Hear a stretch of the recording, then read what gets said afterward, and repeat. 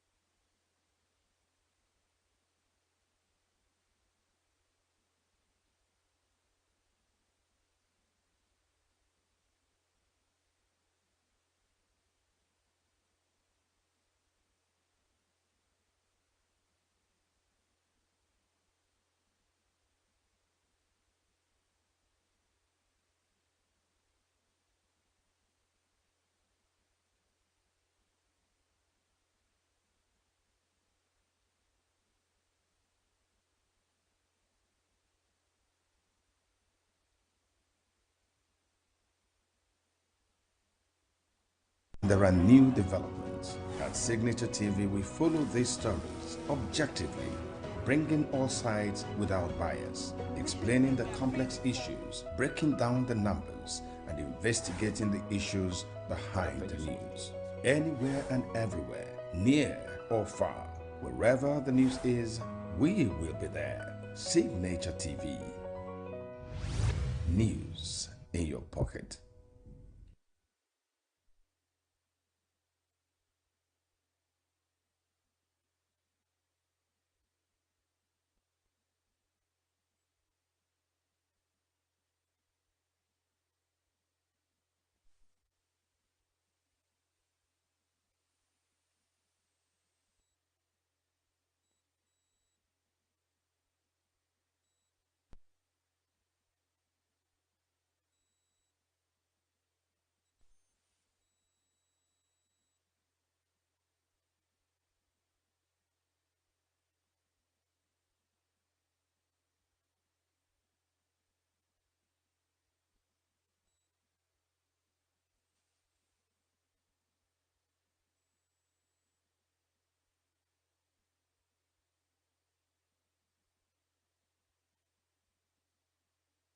Every second, every minute, every day, news is breaking, events occur, and there are new developments. At Signature TV, we follow these stories objectively, bringing all sides without bias, explaining the complex issues, breaking down the numbers, and investigating the issues behind the news.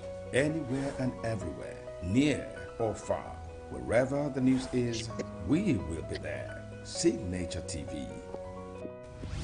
News in your pocket.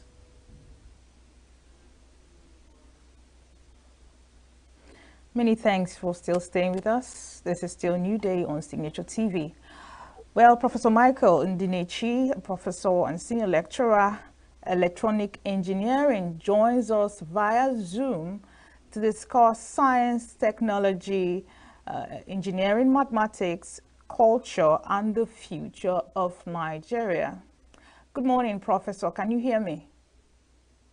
Yes, good morning. All right. So, Professor, could you explain to us the acronym STEM? Well, we understand it stands for Science, Technology, Engineering, and Mathematics. However, these courses are not alien to us. We have been, it's been there in the school's curriculum for as long as we can remember. Well, how come there's a coinage that selects these four disciplines and, puts them together? Explain to us really what STEM means, in simple English. Okay, thank you, moderator.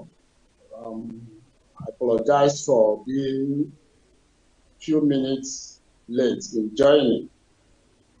Yes, STEM, as it is called, science, technology, engineering, and mathematics, is a global concept that encompasses the processes of critical thinking, analysis, and collaboration that enables students to integrate processes and concepts into real life. In other words, STEM is supposed to expose STEM students in articulating the concept of using what they have to solve real life problems. That is the global concept of STEM: science, technology, engineering, and mathematics. Thank you. All right, Prof. There's another acronym that is, I guess, related to STEM, which is TEAM. There's an additional A that stands for arts, which is science, technology, engineering, arts, and mathematics. What are the relationships between these two, for lack of a better word, you know, Yeah, areas of endeavor or study? What's the difference between STEM and STEAM? yes. The STEM is a global concept which, has the mindset that sciences, technology, engineering, which is empowered by knowledge in mathematics, will solve all the problems. But with time, you see that if you have all the sciences without the human aspect of it, you may not go very far as a person. So that art part of it came into being, or being part of it, because the concept has seen that only science, technology, engineering, and mathematics cannot really make somebody a whole human being without some aspects of, arts or human, what we call humanity. So that is where the STEAM, emanated from. Don't know whether I've made the point. No. So arts have to be added to the STEM, and that arts here means humanities or courses in humanities. Thank you. All right, thank you very much, Prof. But given your experience in the academic space, how well has this STEAM and STEM education, how well has it been inculcated into the school's curriculum, across the different levels of education? Has it really been accepted, and has it been, well incorporated into the school's curriculum, or is it still an extracurricular activity? No, it is already, in the school curriculum, But the thing is that our students still shy away from STEM courses. See, the school curriculum is like having a clear-cut demarcation between sciences and arts. So if you get to our secondary school, you see people saying that they are doing sciences or they are doing arts. The two has not really been married together. It is of recent I know they hear the that man. I need to hear him. you are not hearing me, sir. You're not hearing it now. Are you hearing me? Yes, yes. Thank you so much. No, I'm continuing. Okay, I'm Prof. continuing. I'm saying that Let's the assume that STEAM and STEM, let's assume we have come to that point where students are willing to take it on as courses and they have accepted it based on probably awareness drives and things like that. How well, given our peculiarity in Africa and of course in Nigeria, because the background to education is that you are taught things that can directly impact your environment. How well, given the fact that we are not so advanced in technology, how well do you think education in STEAM and STEM can help with the challenges we have as a country, as a nation in Nigeria and in Africa?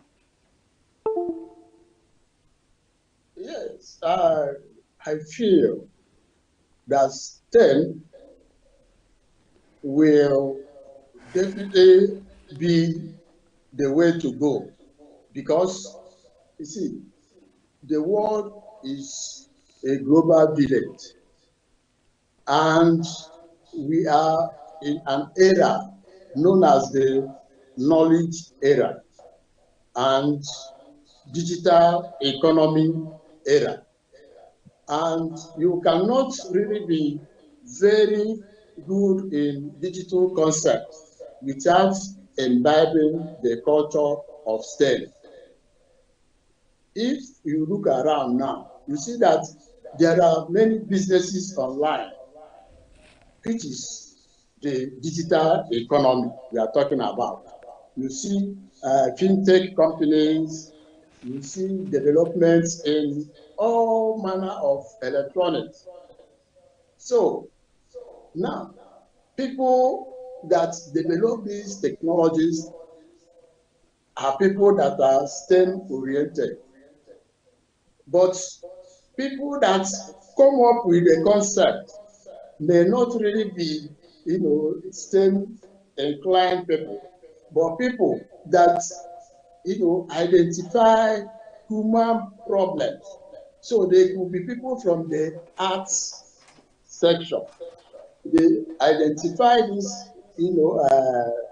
problems and think of how to, develop it and get people benefit from it.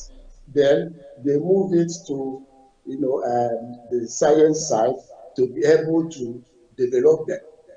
So you see that the two must work hand in hand to be able to, move Nigeria forward. For instance, Nigeria, we must have to develop what is called microelectronics and embedded system.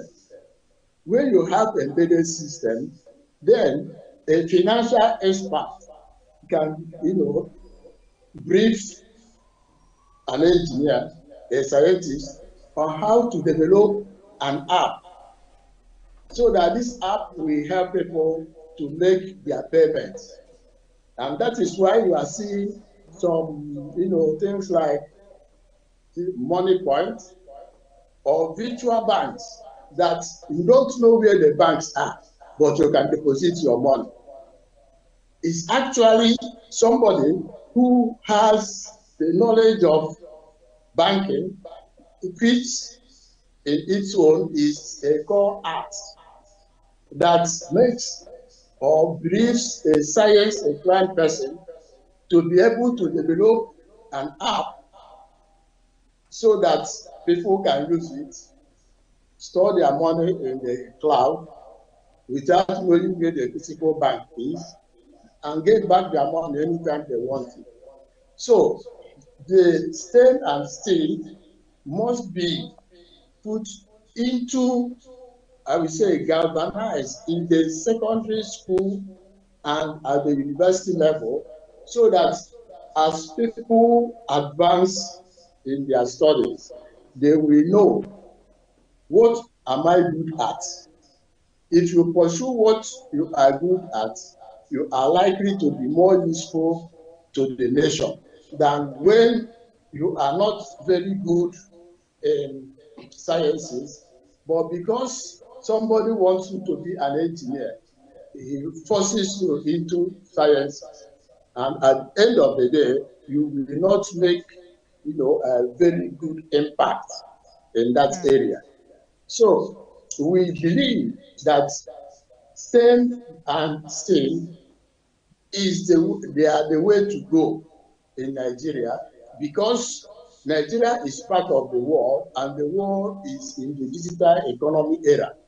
Everybody, to be successful, must fit into the digital economy era, which is powered by STEM and STEAM. Thank you. All right, but there's something you talked about that I want us to, point out. You mentioned maybe parents maybe insisting that their children would read, science-related courses.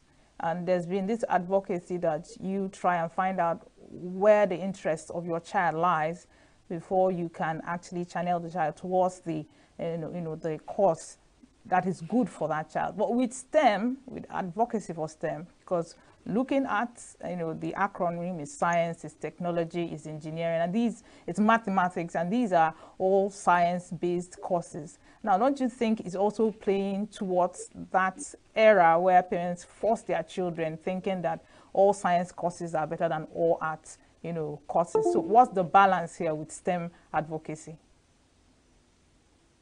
Yes. Well, like you pointed out, our curriculum seems to have a clear-cut demarcation between sciences and arts. That is why if you enter a typical secondary school, you see a classroom. They say, this classroom is for arts people. Then this classroom is for science people. My thinking is that it should not be so. People or children should be allowed to develop. As they develop, you see where their interest lies. And well, some schools are doing it now.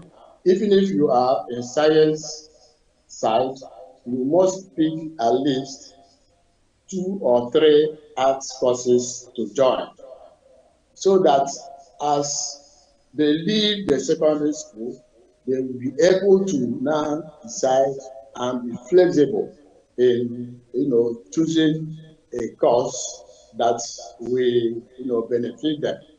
Also, our curriculum is trying at the university level to include entrepreneurship, even though it has not been developed to the level I will like it to be as a person. But I've gone to some universities that incorporate entrepreneurship in all their courses, in the sense that every year a student, irrespective of whether the person is in the humanitarian course or humanities or in the sciences, must do some kind of certification courses. And when I made inquiries, I found out that some people will do so well. People in maybe arts, we do so well in some science certifications that at that university level, they tend to change to, the sciences. So the curriculum itself, we have to be, restructured more a bit. In the university system now, we have what we call the CC mass, called Curriculum Minimum Academic Standard. Now, if you look at that CC mass for, my course, for instance, you see that it doesn't accommodate anything outside that core course. And I believe that that is the same for other courses. And it is time we start, looking at those curriculum to make sure that somebody is not rigidly science or rigidly arts. There must be a meeting point to enable students to develop as a whole being. To me, that is the way to go. So we need to work more on our curriculum as a country, knowing fully well that what grows the economy now is knowledge and no longer, physical things. Knowledge is what grows people. Now, you see people who can sit in their homes, working and making earnings, making a living because of the knowledge they have in them, not necessarily because of the physical thing they have. So, in this knowledge era, we must restructure our curriculum to fit into the global knowledge era. Thank you. All right, so it seems as though we are circling back to my former question, and I agree with you completely that the curriculum is a little bit outdated and needs a little bit of restructuring. However, let us focus on STEM. It seems as though STEM is something that was just packaged by the West and shipped down to Africa, regardless of our peculiarities. Now, you mentioned something interesting and you said entrepreneurship should be inculcated, and I agree with you. Now, do you think we are just taking this concept hook, line, and sinker without trying to tweak it a little to suit our peculiarities? You mentioned entrepreneurship. If you ask me, I would mention history because we're talking about STEM and culture and future of Nigeria. So do you think we are taking this thing hook, line, and sinker without adding our own flavor to ensure that it suits, our own hunger and thirst in the country? So I want you to speak to that. Should we look at STEM and say, okay, science, technology, maybe entrepreneurship, history, and mathematics, and that will be for us as African, consumers of education? What are your thoughts?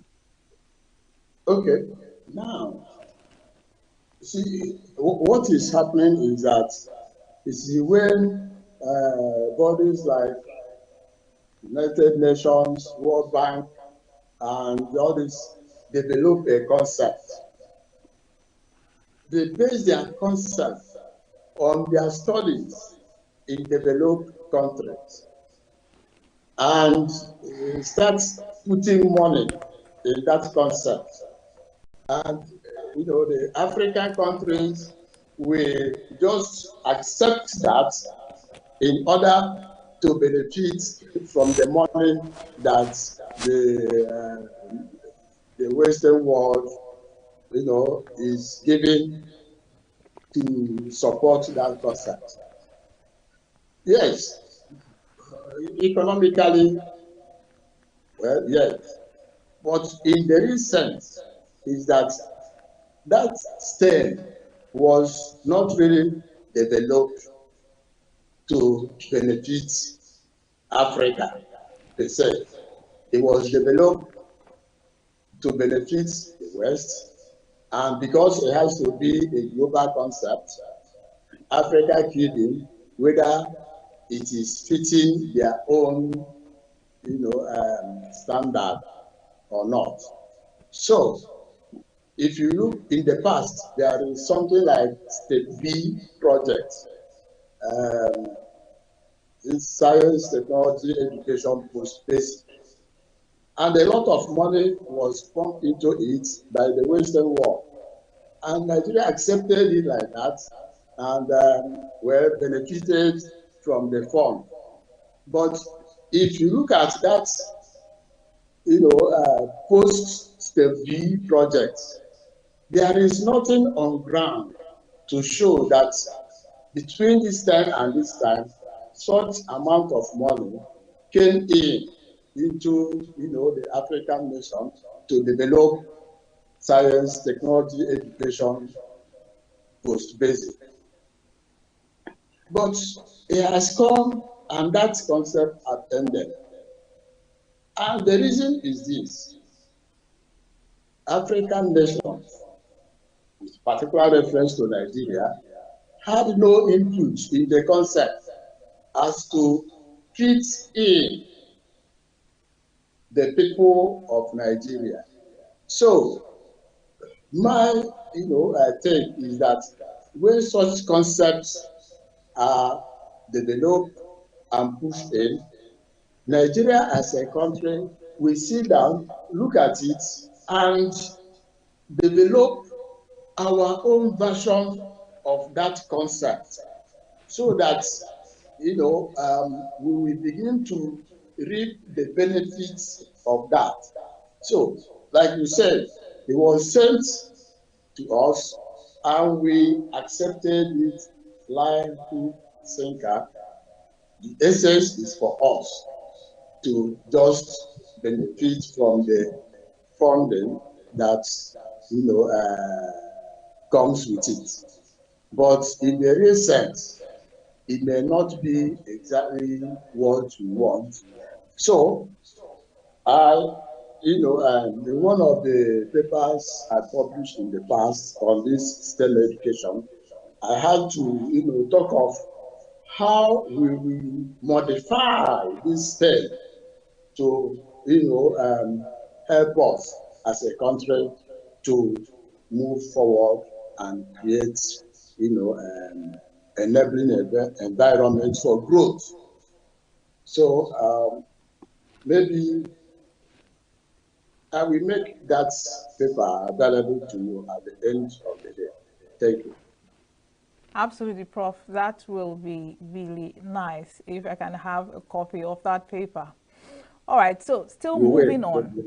You talked about restructuring of the curriculum and trying to tweak some of these concepts to suit our own climate. Now, what are the steps that we need to take as a nation, towards curriculum restructuring or restructuring of just STEM? It's always easier to take it in bits than holistically. So if it's going to be difficult taking it holistically, let's just concentrate on STEM. What are the steps and what are the agencies? What are those agencies that are responsible to ensuring that the STEM concept is actually restructured? Does it need legislation? Does it need advocacy? Does it need lobbying? What are the steps that we need to take to ensure that we work towards making this thing suitable for our children and, of course, for Nigeria? Okay, thank you. I don't think it will require lobbying or legislating for it again.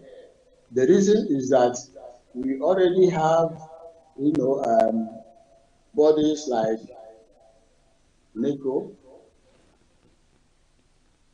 in Nigeria, like WAEC. We also have our NBTE, National Board for Technical Education. We have our NUC. So these are already established bodies. What they need to do is not to, see themselves as know it all. They need to, involve stakeholders in mapping out the way to go. There is a difference between inviting me as a professor to probably NBTE and tell me to develop course content for a course that is already in existence. But there should be a meeting of stakeholders that will say, if somebody is studying banking and finance in Nigeria, what are the critical science aspects that this person must be acquainted with to be able to perform excellently well in the profession of banking and finance? In that case, it will not only be to invite bankers to develop the curriculum, it will involve inviting computer scientists to know this banker, what aspect of cloud computing must he be conversant with? What aspect of cyber security must he be conversant with to be able to move the banking sector forward? In that case, it will involve inviting stakeholders from all aspects, and not just inviting bankers to develop curriculum for bankers. So you see, it doesn't need legislating for it, as I said, because the bodies are already there. It is for these bodies to be, forward thinking, to know that in the next 5-10 years, where will the banking sector be? I'm using banking sector as example. Likewise, any other sector. Where will this sector be in the next 10 years?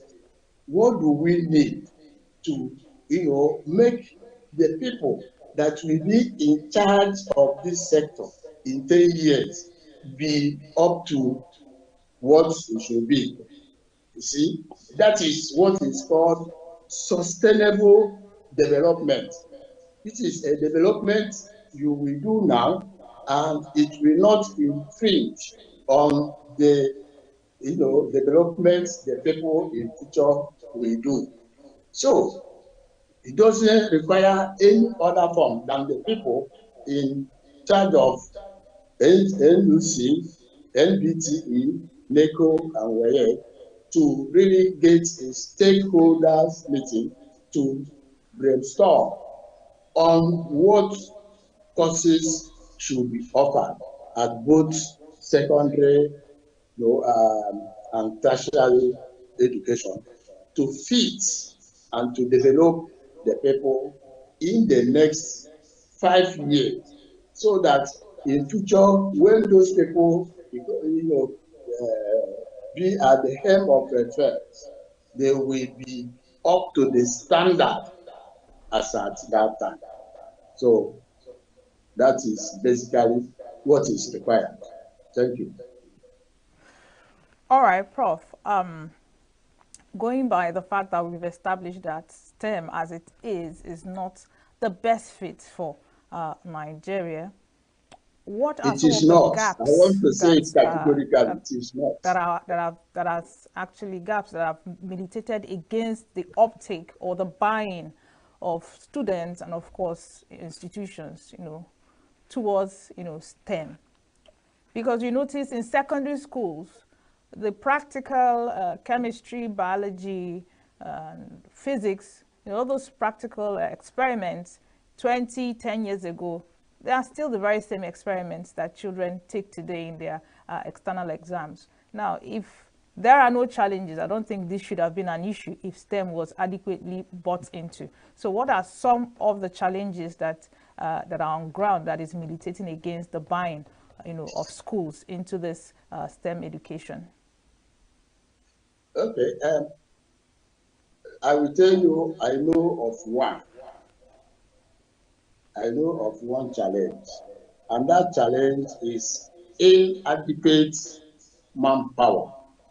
For instance, you get to a secondary school where one teacher is in charge of chemistry, physics, biology, and you expect this one teacher to deliver high quality content teaching to the students. It will not serve well. Some students will, prefer to opt out and go to arts, because in the arts section we have so many teachers. Of course, I know a school, or I will say a man, who goes from one secondary school to the other teaching mathematics, because those schools don't have a mathematics teacher. So he becomes a freelance mathematics teacher. Immediately he leaves that class, he will not have contact with the students again until the following week, probably the day he will come again. So you see that the main challenge facing this science, technology, engineering, and mathematics education is non-availability of enough manpower to handle that. And to solve that problem, you see that more people should be maybe scholarship, maybe whatever incentive to study these courses to the point that they will be employed at the secondary school level, because we must catch them young. We must catch them young at the secondary school level, where they will, create interest on the students. I know somebody who finally went to university to read mathematics. He was not, good in mathematics, was afraid of mathematics, until the dad found him, a mathematics tutor who comes at home to do maths for him.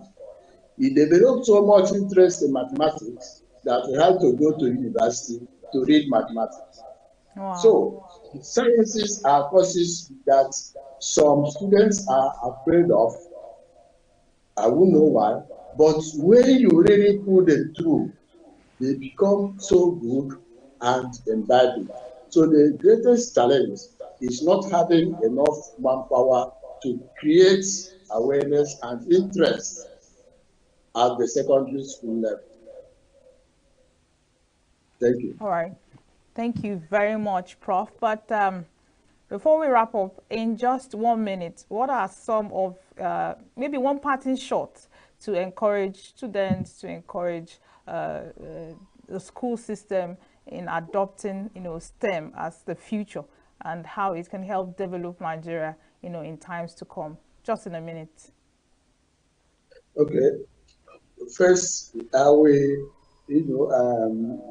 advise parents to continue to be the advocate for STEM, because as we know it now, most parents want their students, their children to, read sciences so that they can go on to become engineers, doctors, this and that. So, yes, they should continue to be the advocate of that. On the other side, Nigeria as a country must create an enabling environment by, making it that every school must have enough science teachers, so that the children will develop awareness and interest at the lower level, more especially if there are small practicals which they can do. For instance, if you get a battery and small wire and bulb, and the child see that, hey, if you put this, wire and battery and bulb like this, there will be electricity. You create a lot of, interest and anxiety on that person to start exploring, science-based courses. But you notice that in our secondary schools, in our universities, we lack these essential, let's say, tools to, do some practicals to arouse interest of young ones in this area. So, schools, maybe through local government, through state government, should acquire enough practical equipment in the science, technology, and engineering and mathematics, courses, so that from even late primary school, they should start having a feeling of what STEM is. When they start, you see that at the secondary level, many of them will buy science courses. At the university level, many of them will also be in the sciences. And when they come out, they, form the critical mass which the country needs to, propagate in this digital economy era, because the digital economy creates wealth. And when in Igbo parlance say, ụmụnna nwezuo ego, ilo na asị ana. So if you come to a country where more than 50% of the people are making earnings that is enough to keep them living, then crime and social vices will be reduced to the barest minimum. So that is my take on this. Thank you. All right, thank you so much, Professor Michael Ndinachi. Thank you for your insights, your perspectives. You've been very helpful. Thank you. Thank you. All right, thank you for still staying here with us. New Day continues right after this time out. Stay with us. Thank you. Every second, every minute, every day, news is breaking, events occur, and there are new developments. At Signature TV, we follow these stories objectively, bringing all sides without bias, explaining the complex issues, breaking down the numbers, and investigating the issues behind the news. Anywhere and everywhere, near or far, wherever the news is, we will be there. Signature TV. News in your pocket.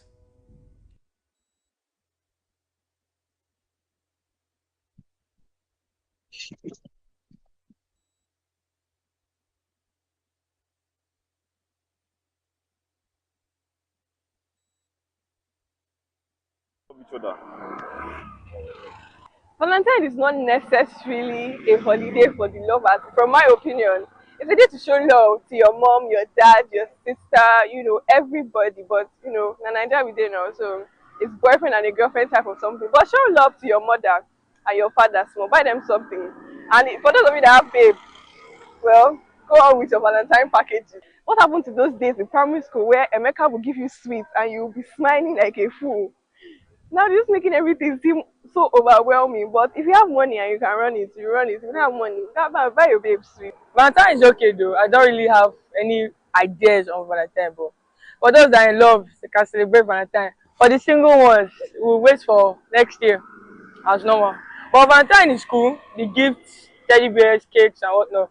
Valentine is not really a necessary holiday, but it has been put there for reasons, history reasons. But it's just, I don't know, but I don't really fancy Valentine. I don't know why people love celebrating Valentine. I think it's the oppression and whatnot. I don't get babe, normal, but for those that I love and get babe, they should celebrate. It's nice. Valentine is good though, but the way people are celebrating it now, e get as e be, because some people are doing bad thing because of Valentine, which is not good. Because whatever you do, you still have the consequences. Valentine, they say that it's time to share love. What type of love are you sharing? Are you using that time to do bad things, or are you using that time to meet people, show them love by giving them what you know that they will really need?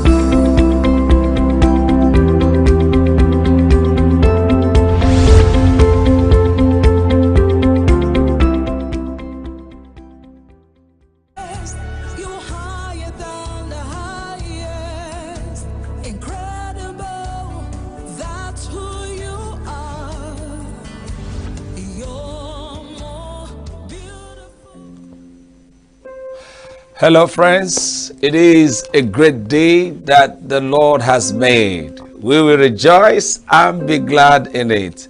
And with great joy, I welcome you to Gospel Lounge on Signature TV. Today is going to be an awesome time on the show. My name is Victor Chief Judge. You are welcome.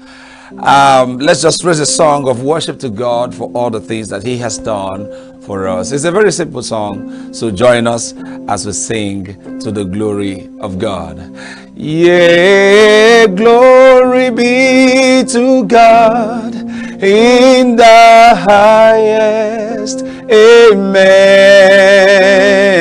Glory be to God in the highest. Amen. Oh, for His mercies endureth forever.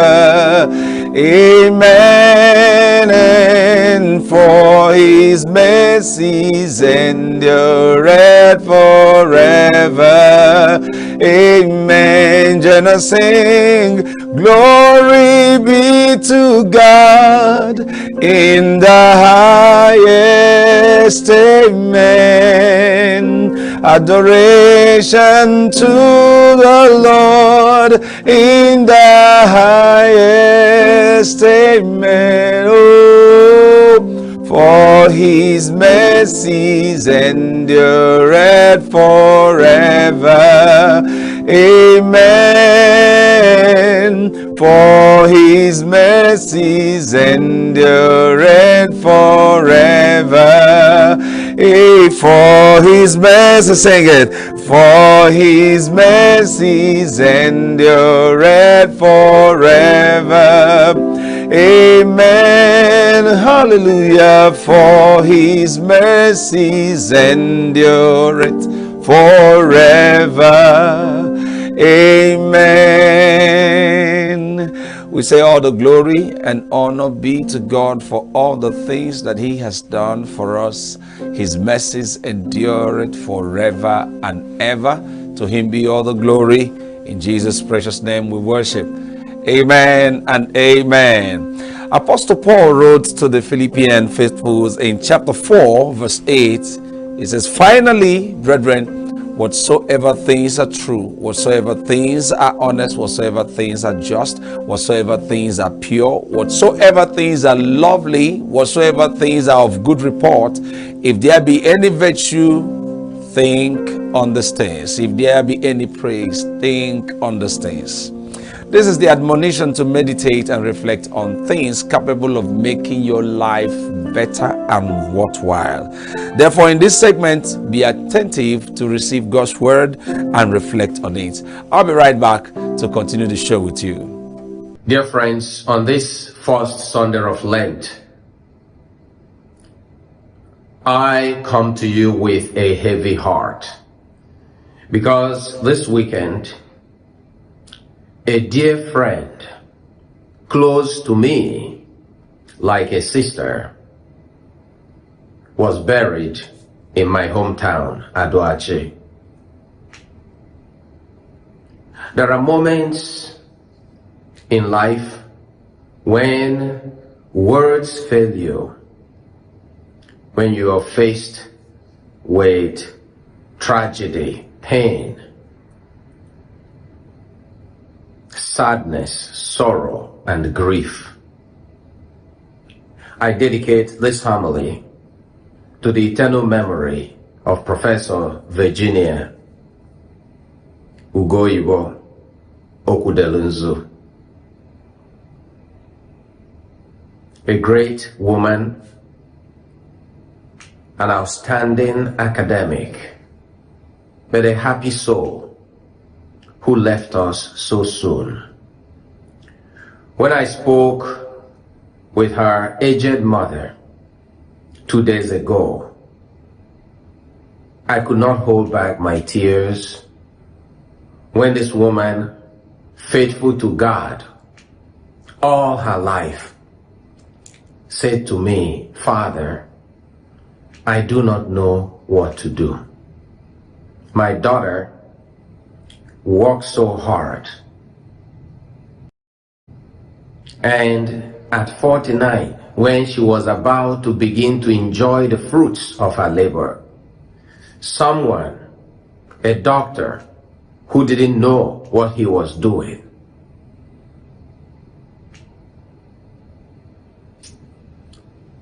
created this tragedy, and she bled to death.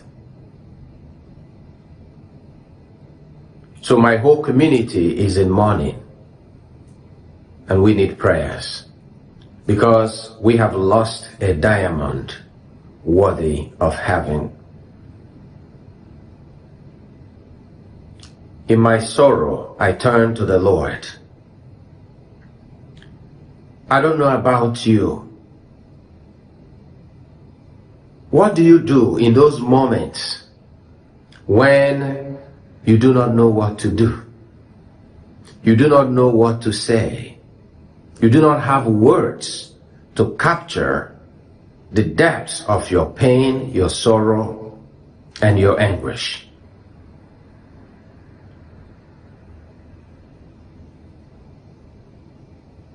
Brothers and sisters, in the readings for this first Sunday of Lent, I find some passages that give me hope, that give me encouragement, and that give me comfort. If you are like me, there are moments like these in your life when you're going through trials and tribulations, when a loved one dear to you dies in tragic circumstances, or when you are visited with tragedy at the personal level, you lose your job, or like that man who said to me a few years ago at the entrance of the church when I went to preach a Lenten mission, I was preaching about finding beauty in life. This man was so sad. At the end of the Mass, he came to me and said, Father, when everything is moving well for you, you can indeed find beauty in life. But not when you have few months to live, or when your partner leaves you, when you're going through a terrible time, when you have few months to live, and your spouse says, well, I can't live with this. Not when you lose everything that you have, money, family, health. Then you know that there is no beauty in this life. The Lord says to us in the second reading, St. Paul writing to the Romans, that no one who believes in God will be put to shame. Psalm 91, the responsorial psalm that we said for this first Sunday of Lent, says to us that God will be with us in our times of trouble. And I'd like to invite you to think of the message of Moses to the people of Israel in the first reading, reminding them how they wandered in the desert for many years. How many of them died in the desert? How many of them lost faith and lost hope and perished? How many people they lost? The oppression they suffered at the hands of their oppressors. The suffering, the tears. But he says, in the end, the Lord saved you with his strong hand, with his outstretched arm, with terrifying power, and with signs and wonders. In the end, yes, they went through all these, but in the end, God triumphed. They went through all these trials and tribulations. In the end, God was victorious in them. Again, in the gospel, we see Jesus going through his temptations. And really, what strikes me is that it was not one temptation. It was not two temptations. It was more and more. He conquers this one, he overcomes this one, then another, then another, then another. In the end, he overcame. But we here at the end of the gospel, the devil departed for another day. It's not that when you overcome this temptation today, that's the end of temptations in your life. Or when you overcome this sickness, that you will not have another. Or when someone dear to you dies, that you will not have another tragedy happen to you. That's the reality of our lives. That's the uncertainty of our lives. But the promise is that those who believe will not be put to shame. And that is why I ask you, what helps me in my own journey is what St. Augustine advises all Christians to do. Fix your gaze on God. Turn toward God and not toward yourself. If you turn in on yourself, you will only see your weaknesses, your pain. You will not find the answer. You will find human answers. You will only look for natural reason, human reasoning. But when you turn toward God, when you place God at the center, the circumference will all align. When you place God at the center, you will find that God can and does redeem your story. And that is what Lent offers us, brothers and sisters, a time to turn toward God so that God can redeem our stories. A time to turn toward God so that God can give us hope again. A time to turn toward God so that we don't rely on our strength, but on the grace that comes from heaven above. A time to turn toward God so that we do not rely on our power, but that kind of power that comes from God, the almighty power, the outstretched arm, the saving signs and wonders.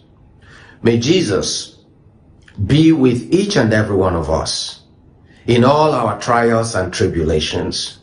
May we look beyond the shadows unto the one who leads us on every day, the one who overcame his own temptations and trials and knows what it means for each and every one of us to be going through trials and tribulations. And may the hand of the Lord be upon you. We are local. We are right now with the wife of the man that was Why the main market is in chaos. People are... We are national. Those in support of this motion as amended, say aye. Aye. we have taken the vote by default. We are international. Israeli airstrike. Donald Trump left us the worst unemployment.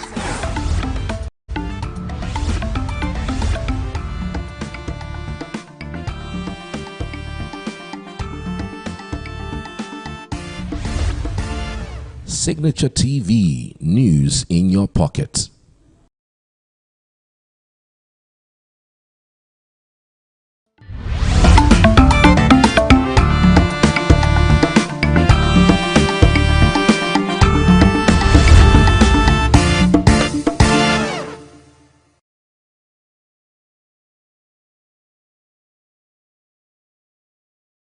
All right, you're welcome back. Thank you very much for being there with us. I believe you were blessed by that session of reflection.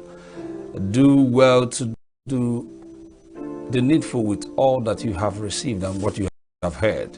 Thank you very much for being here. This is Gospel Lounge on Signature TV. Today I have an interesting guest in the house, and we are going to be talking about something very crucial as far as ministry is concerned, and it's going to be women in ministry. All right?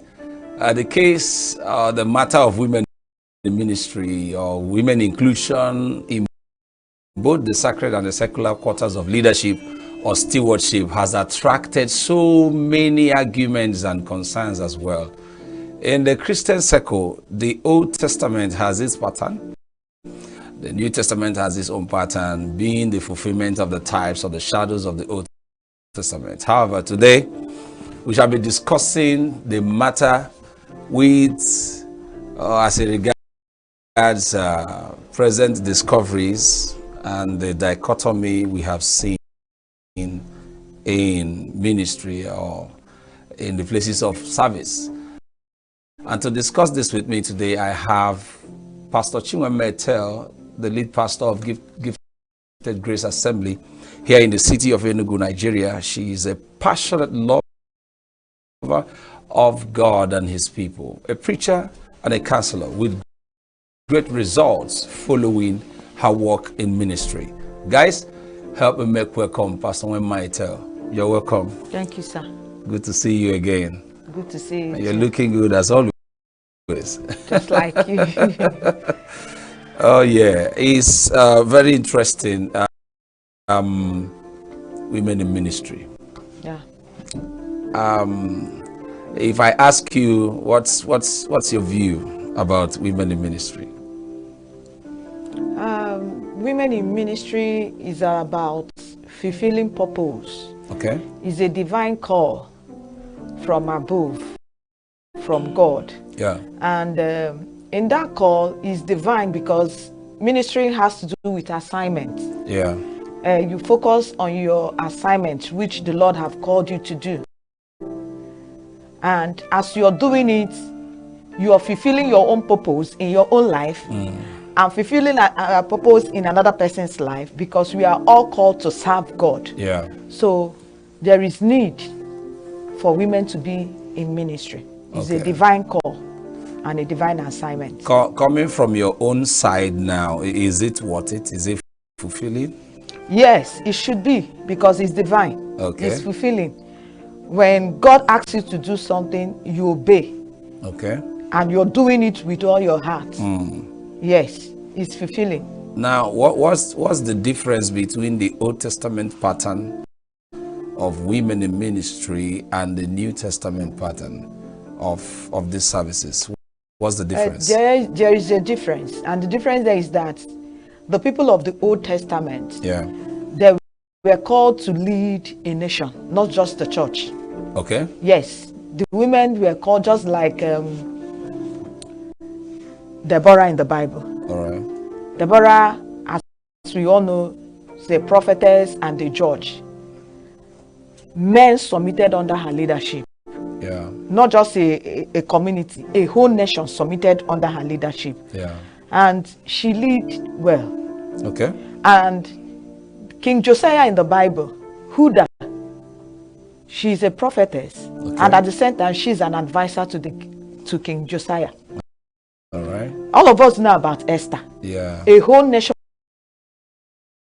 was saved because of a woman.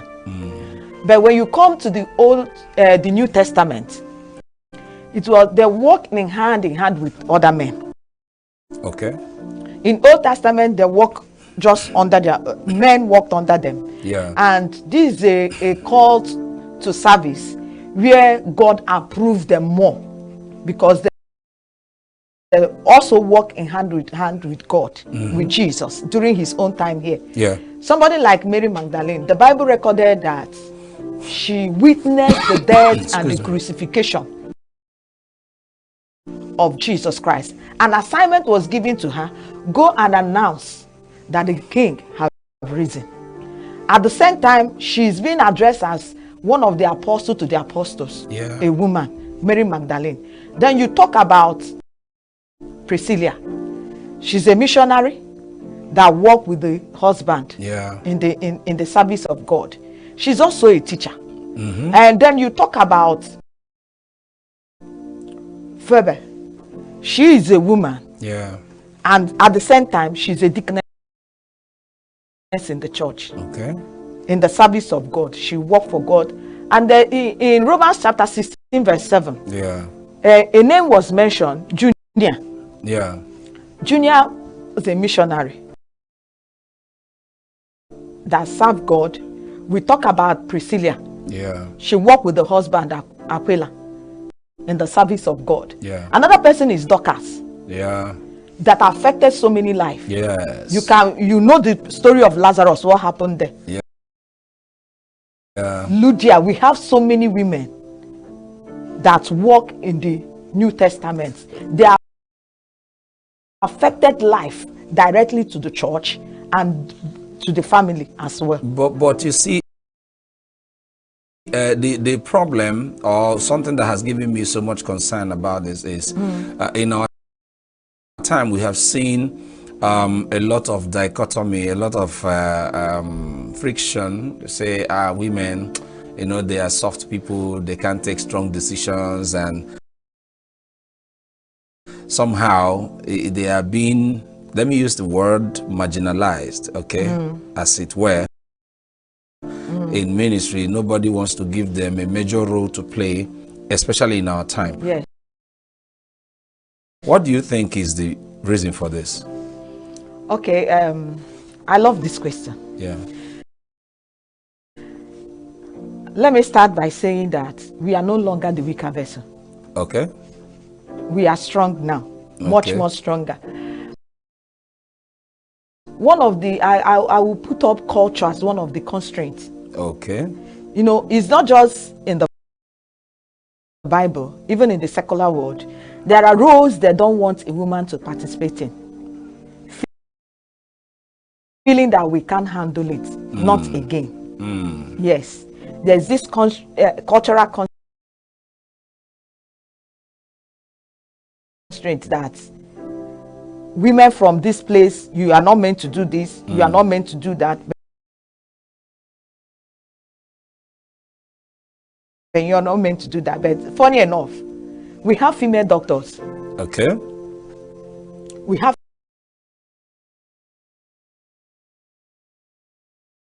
female engineers. Yeah. And they are doing well. They are kind of limiting women in ministry just because they feel we are still the weaker vessel.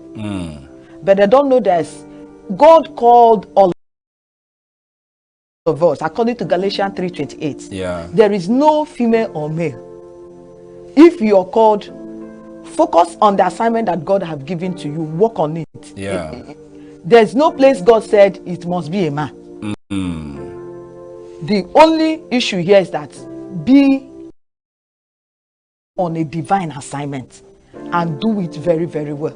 So now it's not about gender, now it has to do with availability. Yes, availability. And another problem is this. We are not recognized. You see women in ministry, in a gathering like this, they recognize the men of God. They will even ignore you. There's lack of platform, but we are creating it now on our own. Okay. Through social media.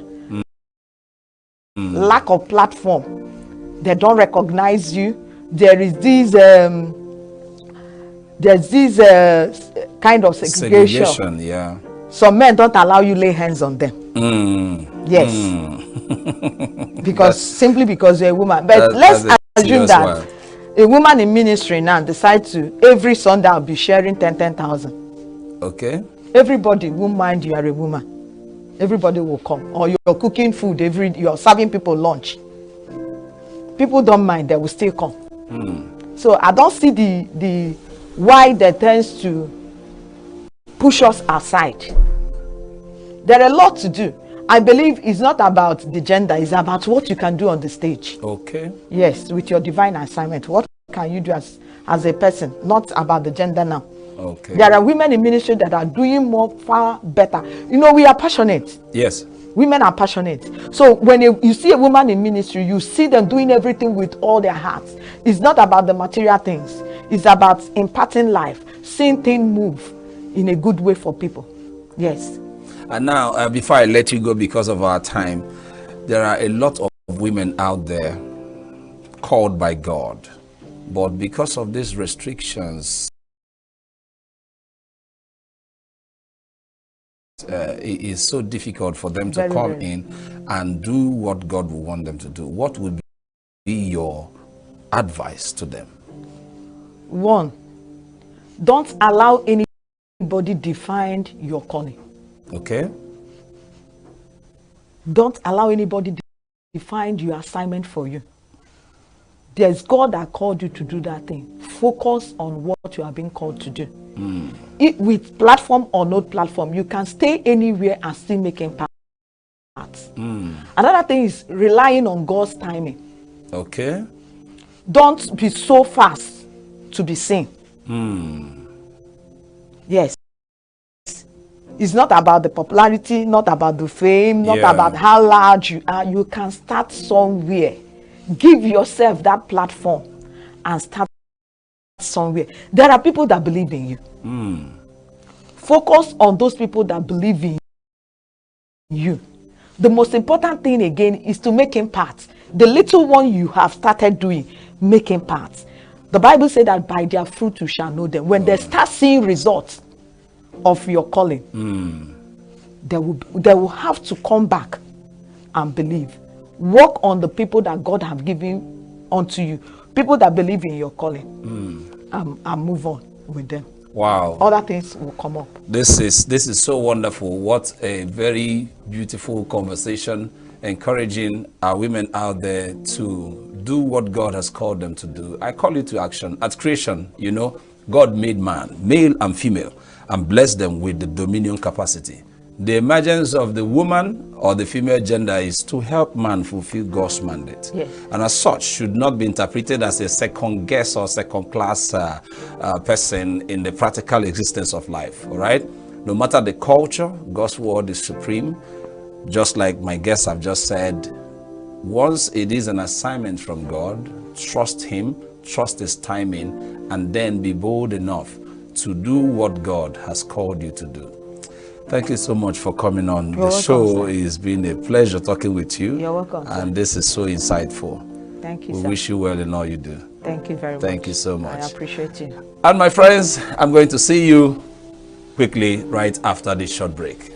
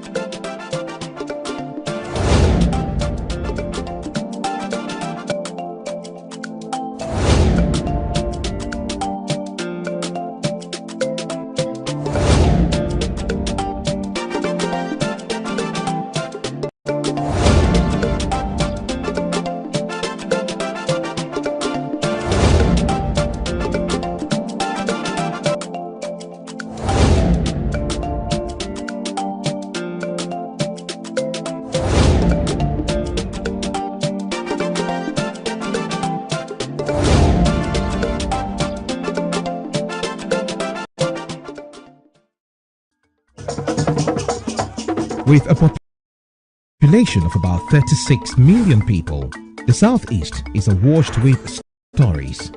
Every day on Southeast News, we tell the peculiar story of the Southeast and her people. Our Southeast should be the Silicon Valley of Nigeria. Their successes, achievements, and daily challenges.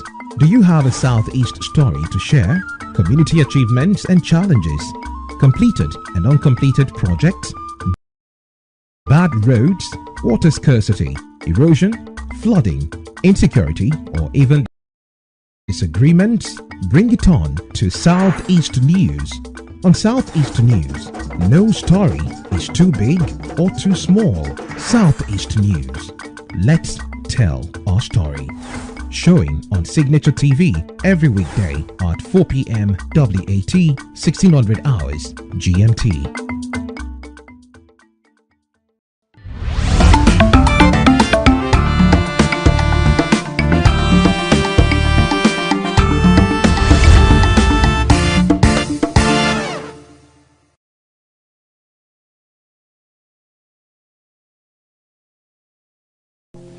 All right, thank you very much for joining us. This is Gospel Lounge on Signature TV. Thank you for still being there. I am here with my friend, and we're going to be talking about something very critical, especially in our time. It's all about service. Service. A lot of people don't really understand what service is all about. A lot of people understand what service is all about, and then you see, it's a very vast topic for conversation. We're going to be starting somewhere and then, bend it down to a place that is very, very critical.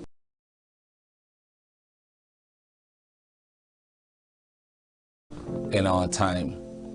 My guest is a man of God,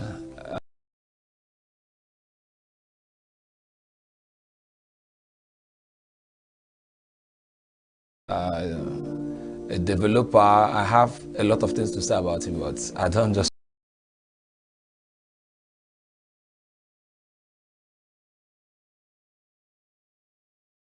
want to go into that now. But he is someone that is so passionate about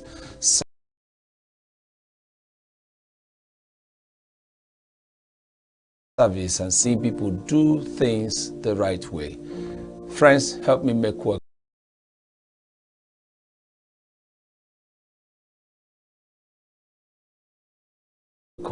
Pastor Samuel Tabe.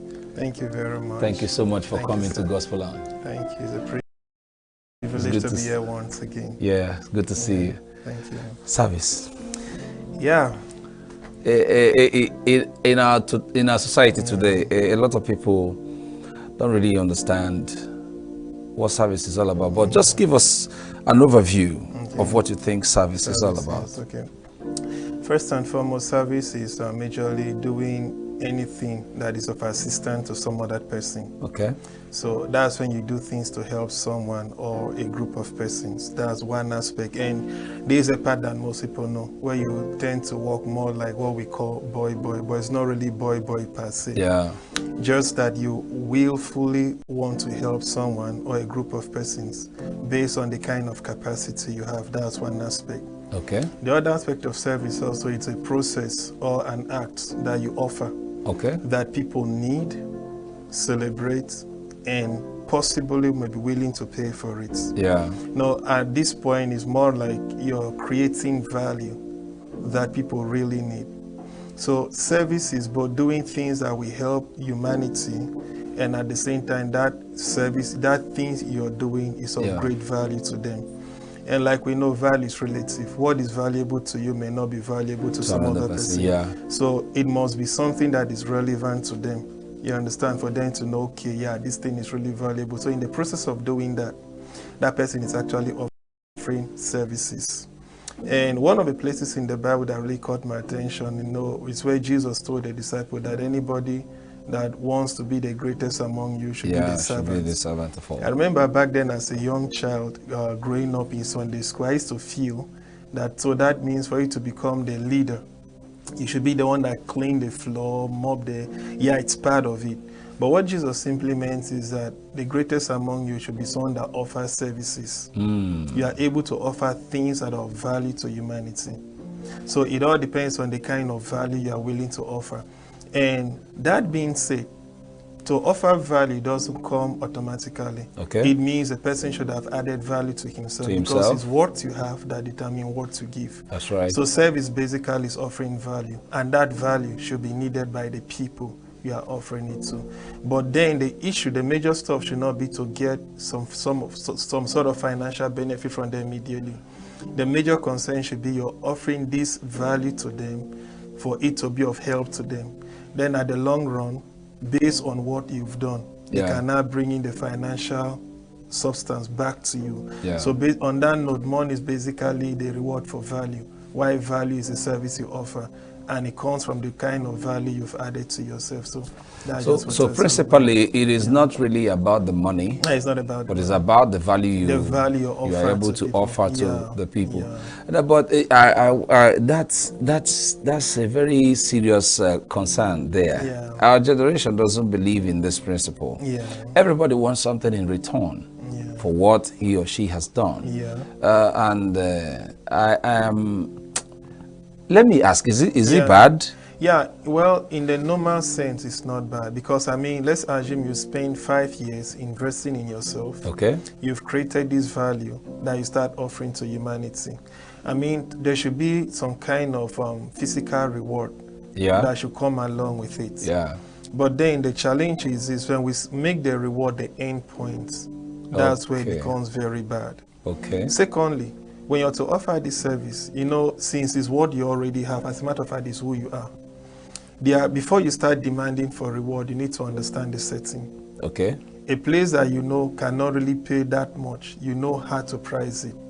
The place you know that can pay much, you know how you price it. So that means the price you put, maybe it should be relative. It should not be static.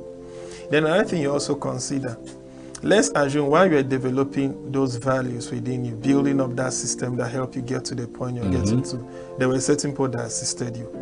So for those kind of people, I don't think it would be adequate for you to start asking, because if they did not help you, you probably will not have gotten to that level. You understand? So so it has to do with humanity.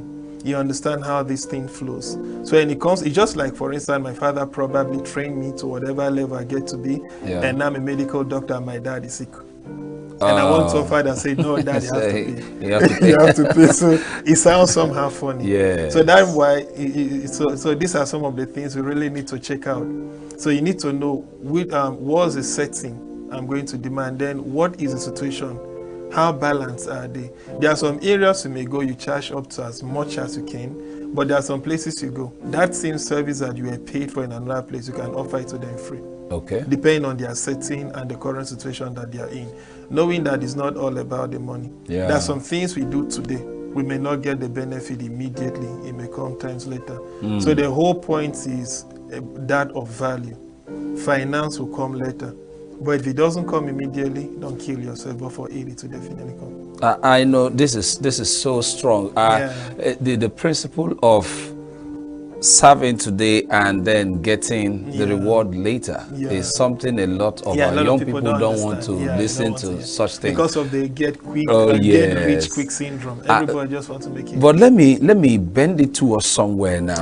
All over the social media has been these arguments, whether you are supposed to pay a music minister, pay whoever that is, whatever. All right, it's been a contention. But in Christian service, what should it be? Well, you know, that argument is really broad-based. Well, let's just try and see how to see it from a neutral standpoint, because too many things are within it. First and foremost, anything done within the church should be made for two major reasons. Number one, giving glory to God. Then number two, adding value to humanity. And especially helping them know God more. That's a basic thing we do in church. Because like we have several sectors in the society. You have the political, you have the economical, they all have their roles. Yeah. When it has to do with the church, it falls under the religious. So the major goal is to help man get to know God more. Yeah. Just like the economical part is to help us, to generate, maximize profit. That's right. For whatever we have. Now, but the challenge is, music ministers started charging, not necessarily because they were bad, but somehow the structures and the system we introduced in the church encourage that. Okay. Where we start making it look as if all we do in church is about business. You understand? So most of the times we start attacking the tail without really dealing with the head. Because let's assume I'm a pastor of a church. And yeah, probably I labored for this church. I invested my money. Yeah. It got to a certain point that is now paying me back, right? And I can drive like, let's say, 5 jeeps, okay? And the assistant pastor cannot pay his rents. The music minister has abandoned everything he's doing because for him to become a professional in that area, he needs time. Yeah. And that time is, like we say, money. He has invested in himself, has developed himself, and he's not doing any other thing. All he does is that thing. At least my conscience should tell me that for the fact that this person has invested this time, this amount of time to develop himself in that area, if he had invested that amount of time in another sector, he probably would have gotten to a certain level. Okay. So normally I should tell myself that at least this person should be getting something at the end of the day to help him pay his bills. The same thing with them. But if a young person finds himself in that position, he sees me, the pastor, I'm enjoying, but himself is suffering. Not as if I provided another means where he can be generating revenue apart from the music he's doing. The basic instinct of human being is survival, and they have to survive. So he pushed some of them against the wall. They start placing this demand. So that's why on my part, before I start criticizing them, I check the environment. But if it's a situation whereby the church had spent time to sponsor the person, provided the person's basic need. Now, instead of the person being satisfied with what the church has given, instead it becomes greedy. That area is very bad. In that area, I really don't support it, because that's the story of some people. Then should the music minister charge? If it's your local church where you were brought up, it's just like the example I gave. My father trained me. I can't charge my father for my services. Right. There's no how you should church. But the church also should be able to have strong financial system that knows how to that at least somehow take care of some of these guys, so that they will not look outside. Then now, if they are inviting that same person to another church, what the person should consider is that I'm going to leave my family. You understand, for the time being. This period I'm going to go is a replacement. If no replacement, don't go anywhere, stay there. But if it's on a day that you don't have your own service and you want to go, fine. Whatever you agree with, for me, I'll not advise them to charge because you're still going to a church, right? But then if the church should have more like a music setup where they produce their own music because we actually need them. Thank God, back in the days, you want to have birthday as a pastor or Christian, you are short of songs. So we actually encourage believers to go into that. So for me, what I advise is that if they have the facilities and they have the talents, they can create their own studio where they produce their musician. So they can come to agreement. Either they give the artists, let's say 70%, 60%, whatever, but something should still come back to the organization so that they'll be able to run the system. Then periodically they can organize concerts. They can even serve as a means of evangelism. Go to school, tell them we're organizing concert or singing competition. The best among them will be giving so and so. You'll be giving we'll sign you. It will even draw a lot of people into the church. That's another way they can use it to generate money. Now, within those settings, it's not a church service. This is totally music, whatever. Yeah, it's business now. If they want to charge people for coming in, fine. If they want to charge those that will compete in the concert, charge for buying the form, there's nothing wrong with that. So this one, but what they should do is that they should separate it totally from the church. Because once it's attached to a church, people will tend to be like, okay, church, you do business. But once you understand this is basically music concert, but Christian music, why we call it Christian music is so that you are sure, as you are going there, you are not going to hear nudity. No stupid things that will disturb your spirit. But these are things that will encourage you. On that ground, for me, I encourage it. It's a very critical thing to talk about, because you see, today, we have seen, unfortunately, a lot of our people moving from being a spiritual thing into a business. Okay, let me put it this way, striking a fair balance now. We have a greater percentage of a business kind of attention given to music and our service in church now, more than what it should be. My question again now is this.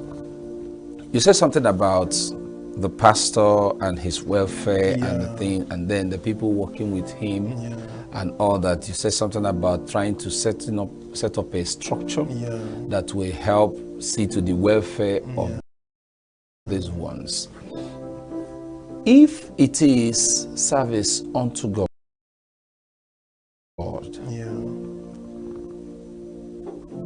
who should benefit more? Benefit more. Okay, is it like the pastor? Anyone, Anybody you know, I'm just trying to throw it on the table because a lot of people are feeling so hot that they have been shortchanged, or maybe they are being used and all that.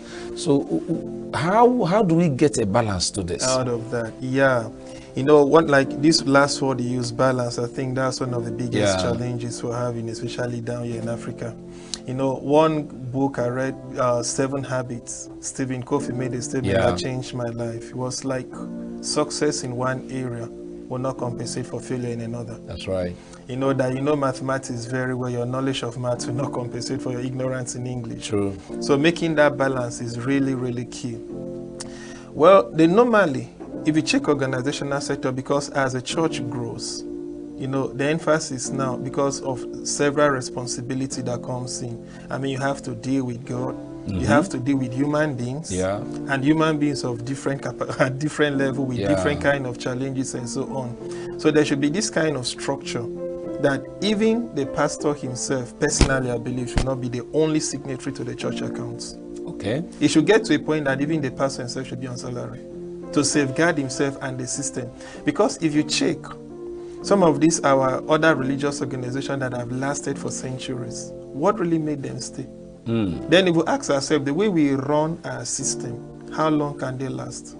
If an organization, whether church or business, whatever, is built to revolve only around one person, the moment that person is out of the scene, that's a crash. That's why most of these organizations don't last long. But what happened to this other organization, like some churches like Methodists that have lasted for centuries, even Roman Catholic Church? So what kind of structure and system do they have? You notice it doesn't revolve around one person. That's right. You understand? So I believe on this ground, we should study those systems and see. Okay. Because at the end of the day, you notice the kind of confusion we have within a circle. They really don't have those because of structure. You understand? But if one man is a structure, he is weak. Because if today he's happy, he'll turn the structure in a certain way. Tomorrow he's sad, he changes things a certain way. But if there's a structure that determines how everybody flows, it becomes easy. And how do we get that structure? The word of God is there. Okay. For instance, I made this study. I noticed in the days of David, there were music ministers that were paid by him. He was the one that started where we had the ASAP group, where he had musicians that their job is to praise, and in short, he had them in category. So, and he even said that when they bring the tithe into the tabernacle, they shared among them. This is your portion, so your responsibility is to stay in the temple, praise God before the earth, day in and day out. The days of Nehemiah, he re-established that process. So if we can study how were they able to build that, you understand? Study that prototype, we can still replicate it. But it is, you know, what you said now is very critical, because I think majority of the people out there, I just want to use the word majority of the people out there, they choose scriptures that kind of, you know, give credence to whatever they think in their heart and all that, just to justify their motives and all that. But this is biblical. It's not bad. It's not bad. But the issue now is creating the right structure, that will take care of these things. So the problem we have is lack of structure. Wow. So if you don't really have the right structure, and you know, another thing is that when structure is, and you even check in a political environment, once there's structure, if you notice, like some areas, one leadership will come into place, start certain things. When it's out of the leadership, yes, everything dies. Everything Another dies one out. comes. Yeah. Start to every day we see new development, but there's no sustainability. So what makes for sustainability is structure. So no matter who you are, once you come, you fit into that. So somebody once made a statement that there are some countries today that even if you make a goat their president, they will still do well. Because it's not just about who is a president, but the structure. So structure is superior to the man. Wow. So even though I may be the president founder, my life should be governed by principles and structure that I submit to them, not me bending the structure and the principle to suit me. And the easiest way to get the structure, I repeat, we all have them in the Word of God. But like you say, we see what we want to see from the Bible and interpret what we like, not really what we So So when it's there, most of this confusion will not really be there. It will not be about one man trying to compel others to do what he wants them to do, but it will be about the structure that makes for unity and peace. I want to ask you this last question before I let you go, just because of our time. A lot of young people that really want to serve God with their gifts and their talents are facing these unfortunate events due to lack of structure, and the temptation to go out there is there. And one of the dangerous things about going out there is that they may fall into the wrong hands. So what would be your advice to these young people that really want to serve God, but the structures they found themselves are not really encouraging? What would be your advice? I'll just tell them to stay true to God regardless of the challenge. Even though it may sound funny, but one day it will be okay. Because the thing is this, I mean, growing up we all face those kind of challenges. You know, things are actually changing gradually. Because once upon a time, if you're a musician in the church, we are seen like a wayward person. True. Where pastors we used to like. So, and as a result of that, I've been to several churches. During the praise and worship, they'll be there playing. Once a pastor is preaching, they are out. And somebody will say, these people are not serious. Why would they be inside the church? When any little sound from the amplifier, they become the new Bible. Pastor will latch them and so on, because wherever you discourage, you don't want to stay around you. So most of them will go out. But at least thank God these days that we have some system that is trying to bring them closer in. And another thing I also say, for we that teach, we should not make it look as if the only legitimate form of ministry that exists is that of preaching from behind the pulpit. So if you are not from behind the pulpit, you are not in ministry. That is wrong. Yes. Because, I mean, doctors are in ministry. Pilots are in ministry. Even musicians are also in ministry. That's right. Everybody must not be a pastor, because if everybody is a pastor, who will be constructing the road that the pastor will travel to? That's right. That's right. If everybody is going to be the pastor, who will become the medical doctor that helped the one that didn't get healing in church? So when we understand the fact that anywhere we find ourselves is ministry, especially for a believer, whatever you do is not you. It's just a platform given to you to exercise that which God has placed in you. So if I'm a doctor, I'm not really a doctor per se. I'm an ambassador of Christ with a doctoral platform. If I'm an artist, I'm not really an artist per se. I'm actually a minister of God, an ambassador of Christ, having the platform, to manifest it. So when you understand that, when we all now come to church, whatever pastor is preaching, you're hearing it as a pastor, I'm hearing it as an IT specialist, this is what I'm saying as a musician. We break it to our own different sector. We take it out there and manifest it. The Bible says that we should be the lights of the world, not the lights in the church. That's right. So what we do in the church is to receive the light. We go out there in the world and shine it. So when people come to understand this, nobody will feel cheated. Nobody will feel they are not respected or they are not celebrated in their own field. And when they have this understanding, no matter the challenges they face, if I'm a musician, for instance, and I have this mindset that I'm not just a musician, but I'm a servant of God, giving music as a tool. Just like the pastor is a servant of God, giving, preaching.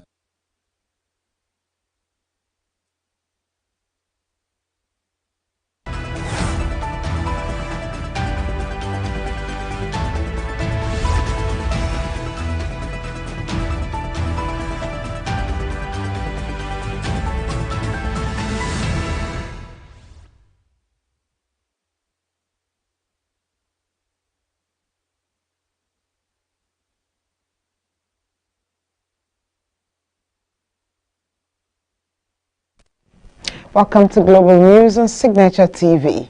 I am Ngozika Mba. In the headlines, House of Representatives Deputy Speaker Benjamin Kalu charges academic institutions to integrate AI-driven solutions in curricula. Nigerian man embarks on 50-day road trip across West Africa to mark ECOWAS at 50. Pope Francis says to be discharged from hospital on Sunday after 5 weeks. And Trump, Musk attend NCAA Wrestling Championships in Philadelphia. Details in a moment. With a population of about 36 million people, the Southeast is awash with stories. Every day on Southeast News, we tell the peculiar story of the Southeast and her people. Our Southeast should be the Silicon Valley of Nigeria. Their successes, achievements, and daily challenges. Do you have a Southeast story to share? Community achievements and challenges, completed and uncompleted projects, bad roads, water scarcity, erosion, flooding, insecurity, or even disagreements? Bring it on to Southeast News. On Southeast News, no story is too big or too small. Southeast News. Let's tell our story. Showing on Signature TV every weekday at 4 p.m. WAT, 1600 hours GMT. The Deputy Speaker of the House of Representatives, Benjamin Kalu, has challenged academic institutions to integrate artificial intelligence, AI-driven solutions into their curricula and ensure lecturers are retrained to keep pace with technological advancements. Kalu stated this while speaking at the University of Calabar's 50th anniversary 37th Convocation Lecture and Award Ceremonies in Calabar, reiterated the need for education to go beyond theory. Highlighting the impact of AI and automation, Kalu cited World Economic Forum projections that AI will displace 85 million jobs by 2025 while creating 97 million new roles. Our universities were established as engines of progress. Today, however, we face problems highlighting a disconnect between academia and everyday life, just like Professor Ika pointed out. These problems arise not from a lack of intellect, but from a misalignment with society's needs.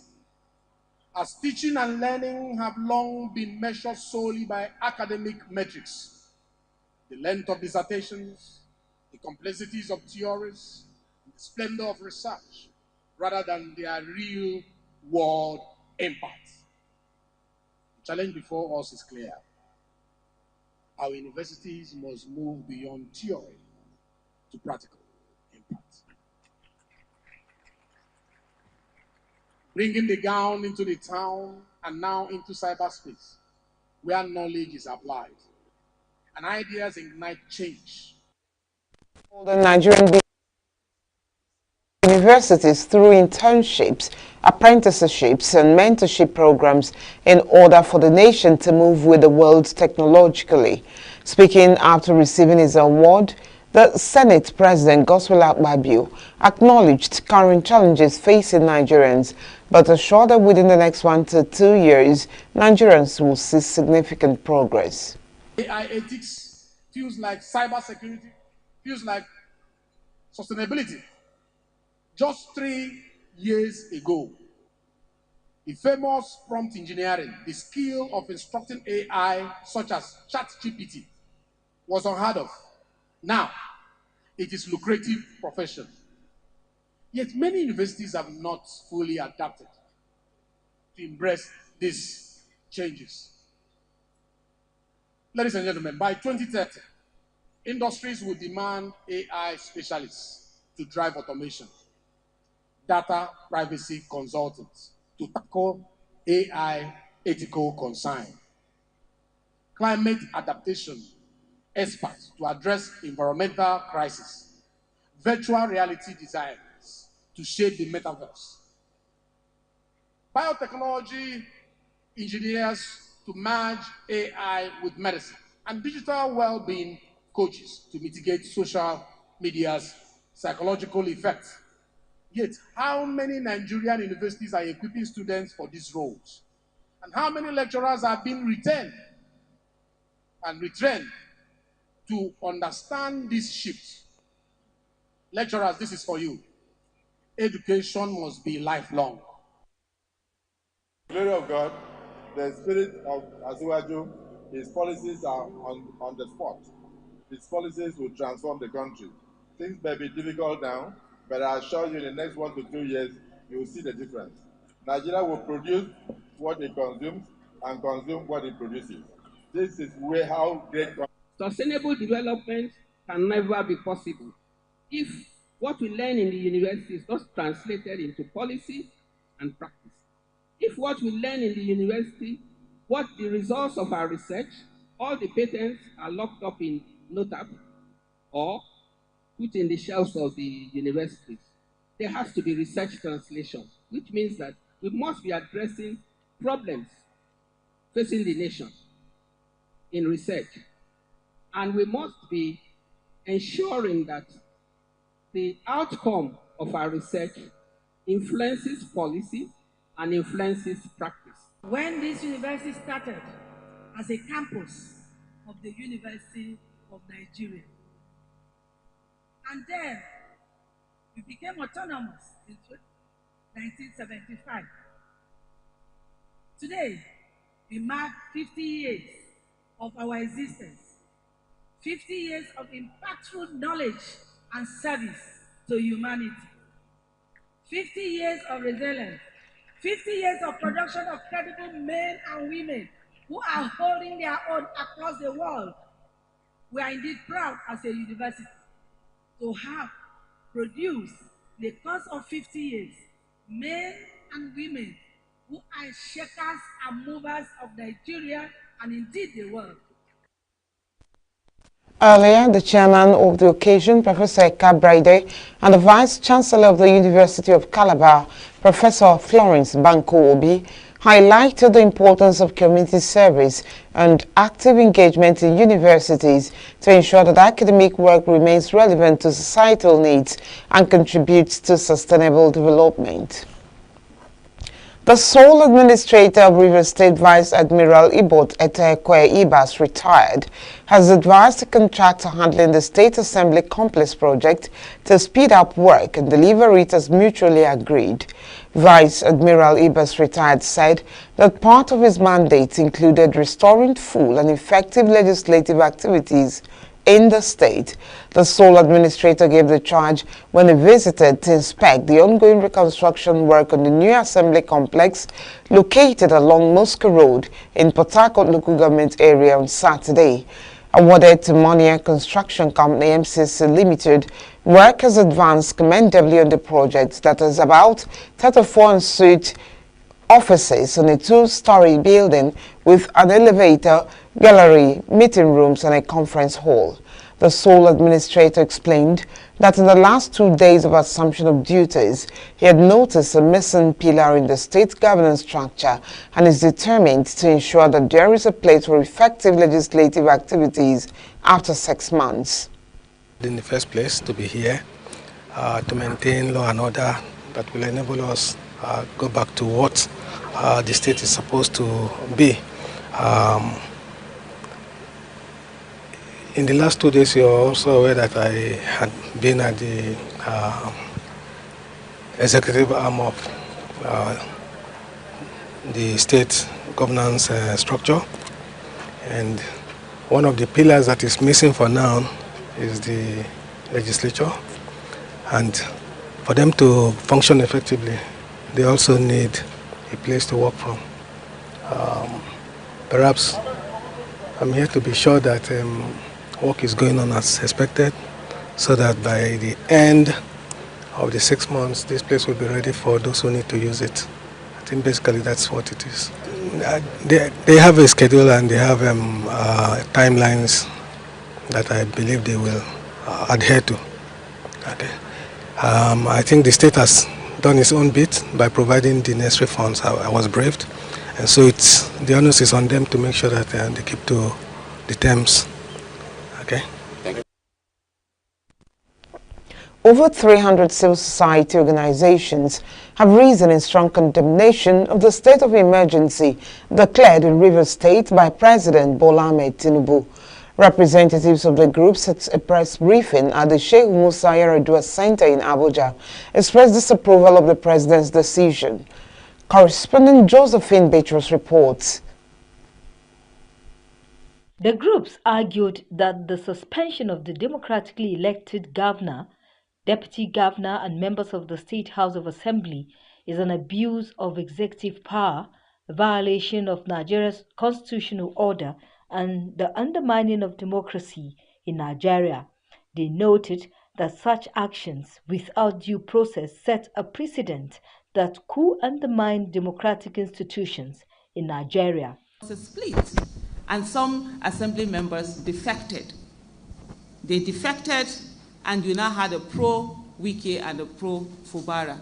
In a democracy where they're supposed to be working for the people, giving them good governance, accountability, and transparency, that should worry every one of us.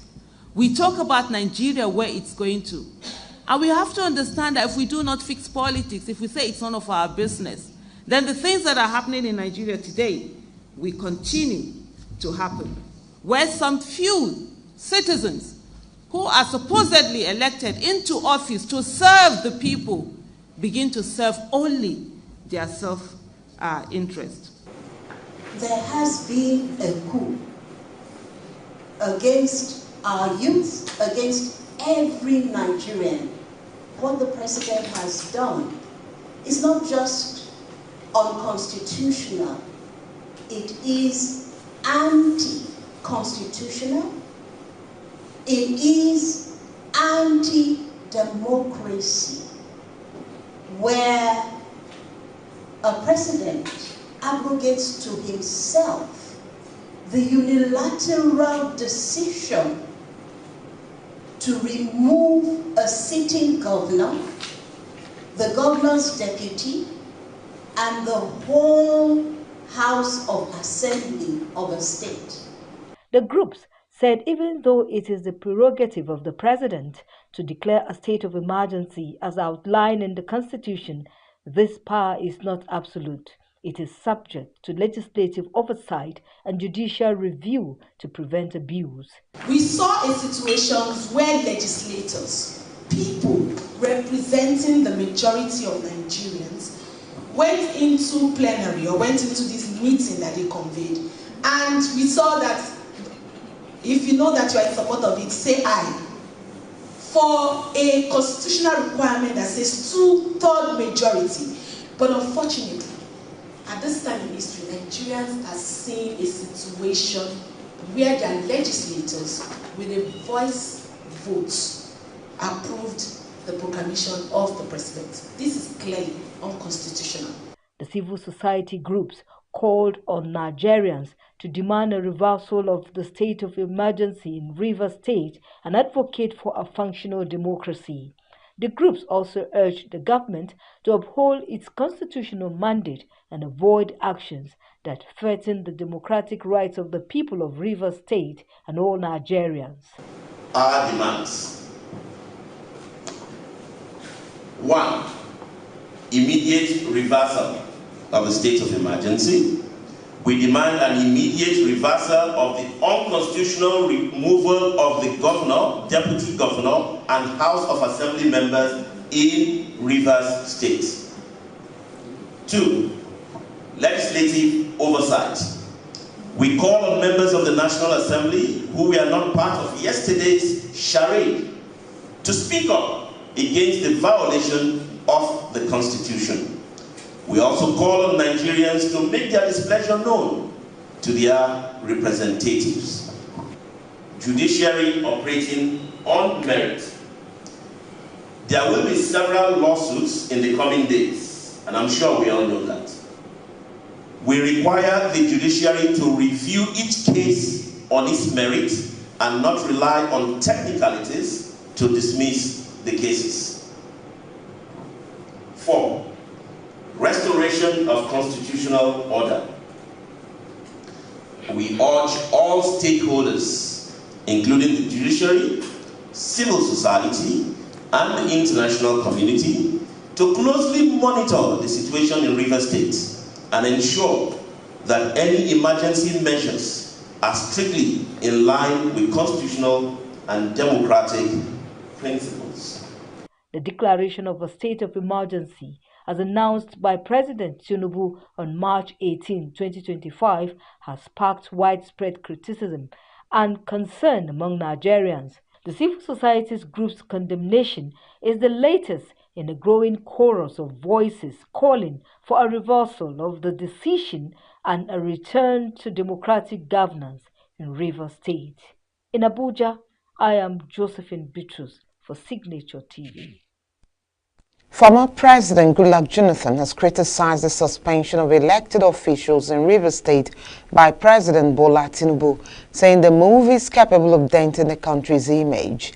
Jonathan, who was speaking at a colloquium in Abuja on Saturday, said he was disappointed at the manner in which the elected officials were removed. Jonathan said although it is not the norm for former presidents to comment on issues in the polity so as not to heat up the polity, he believes that the image of the country and how much investment a country attracts is heavily dependent on the actions of the executive, legislature and judiciary of the country. According to him, his comment was necessitated by persistent calls from many Nigerians to speak on events in Rivers State as a prominent son of the Niger Delta. He decried the situation where an individual can dictate to the judiciary what to do, saying that it makes it difficult for anyone to have faith in the judiciary. The declaration of a state of emergency and toppling of democratic institutions in Rivers State by President Bola Tinubu has continued to attract condemnation from Nigerians. The issue came up again this weekend at a stakeholders' engagement between the 2023 Labour Party presidential flag bearer and members of the Labour Party in ENUGU State. Correspondent Chinemere Mike Bunam has the report. The former governor of Anambra State, Peter Obi, criticized President Bola Tinubu's decision to declare a state of emergency in Rivers State. Obi made the assertion at a meeting of Labour Party stalwart hosted by the party stakeholders at Senator Kelvin Chukwu's Enugu East constituency office and attended by prominent party members. Obi told President Tinubu to reconsider the decision, which he described as unjust, unconstitutional and reckless. I say, hey, if people are calling you this, people are not calling you this, people are not doing this, okay, not our government, can I only hook them? When I say, hey, without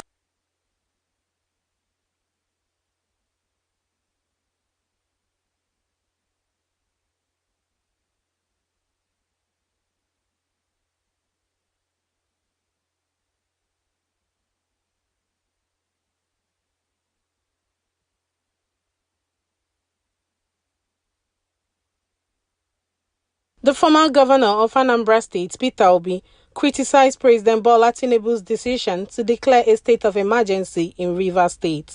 Obi made the assertion at a meeting of Labour Party stalwart hosted by the party stakeholders at Senator Kelvin Chukwu's Enugu East constituency office and attended by prominent party members.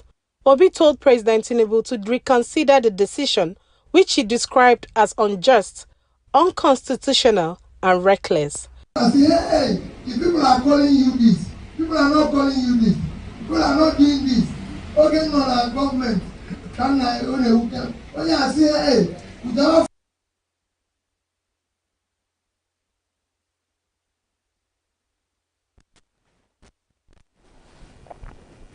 The House of Representatives has refuted trending allegations that each member was induced with as much as $5,000 to ratify President Bola Tinubu's request on the state of emergency declaration in Rivers State.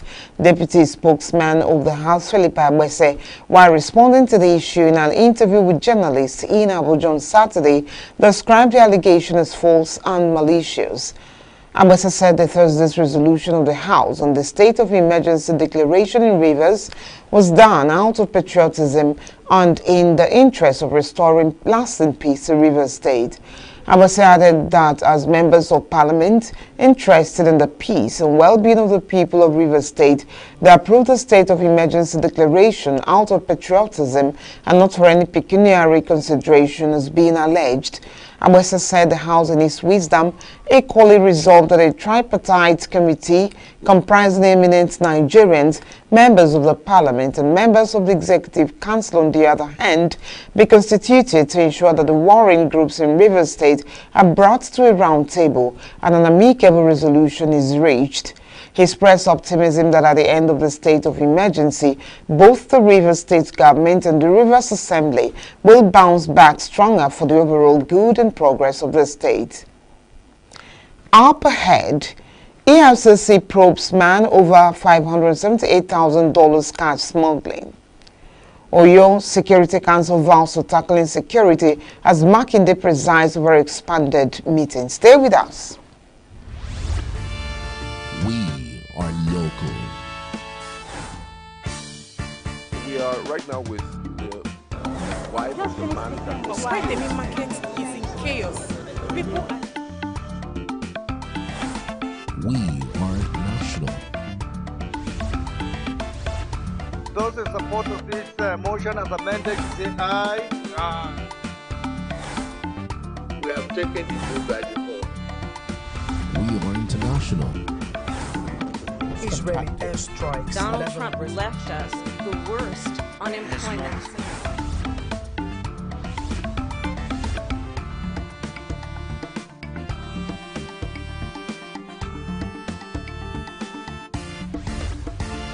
Signature TV, news in your pocket.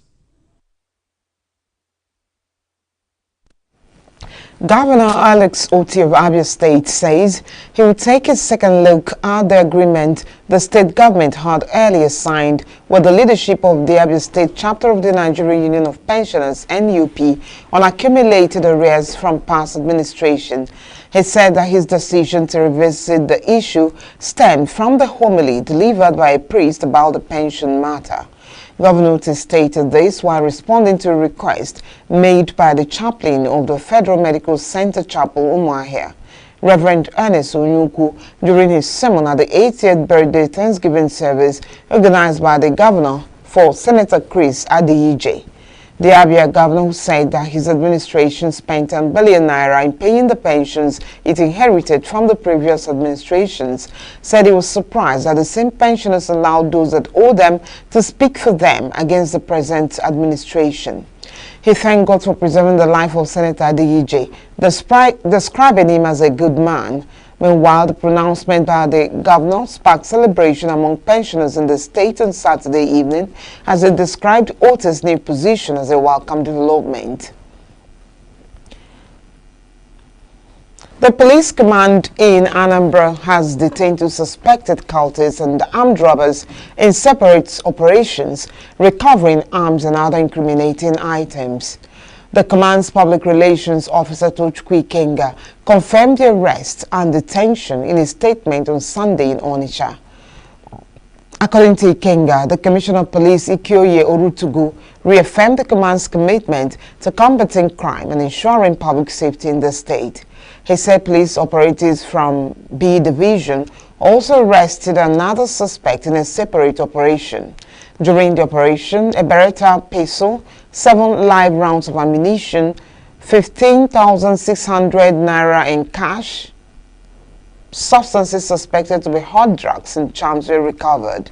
He quoted the Commissioner of Police as directing the immediate transfer of the case to the command's tactical unit for a thorough investigation. Reactions have continued to trail the death sentence slammed on a farmer, Sunday Jackson, from Adamawa State by the Supreme Court of Nigeria for allegedly acting in self-defense against a Fulani herdsman. The Supreme Court affirmed the judgment of the High Court, sentencing him to death for killing an attacker in self-defense.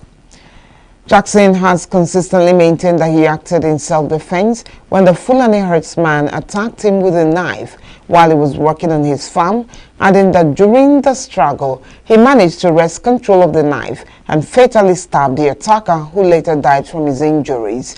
Despite this, the trial court determined that Jackson should have fled the scene after disarming the herdsman instead of using the weapon against him. The court convicted him of murder and sentenced him to death by hanging. This has raised significant concerns about the fairness of the ruling, with many critics arguing that it overlooked the immediate danger Jackson faced.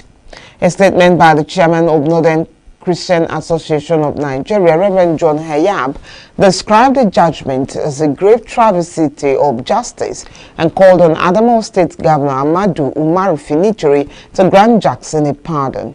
Reacting to the death sentence by the Apex Court, the Penida Buaiti Youth Wing of Adamawa State, in collaboration with its national body, condemned the Supreme Court's decision upholding the death sentence, calling on Governor Amadu Umaru Finitiri to grant him clemency.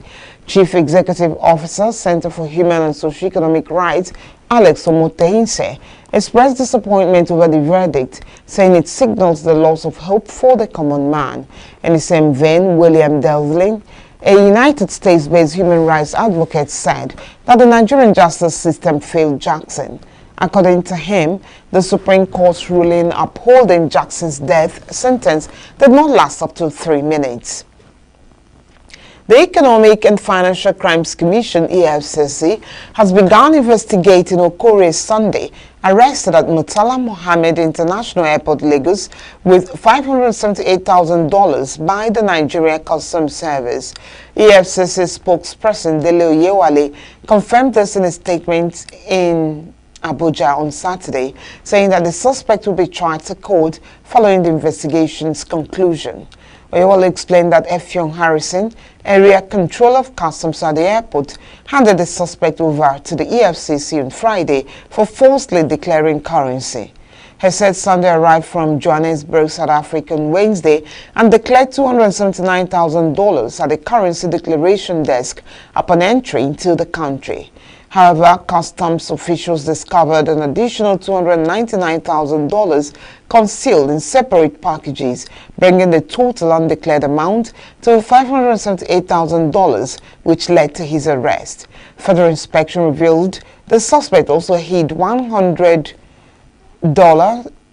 and a counterfeit $250 notes, further aggravating the breach of currency declaration laws. Harrison condemned the act, citing that it violates the Money Laundering Prohibition Act 2011, which mandates declaring sums above $10,000 or equivalent upon entry or exit. Speaking for the Controller General, Adewale Adeniyi, Harrison confirmed that the $578,000 will be formally handed over to the EFCC for continued investigation. Receiving the suspect, EFCC's acting Zonal Director Lagos, Ahmed Gali, commended customs for their cooperation and emphasized the importance of interagency collaboration.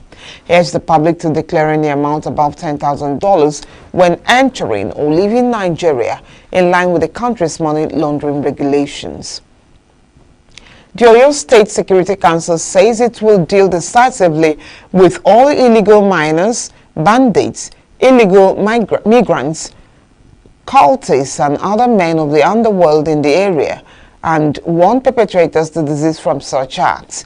The council gave the warning at a press briefing shortly after the state's expanded Security Council meeting presided over by Governor Seyi Makinde in Ibadan.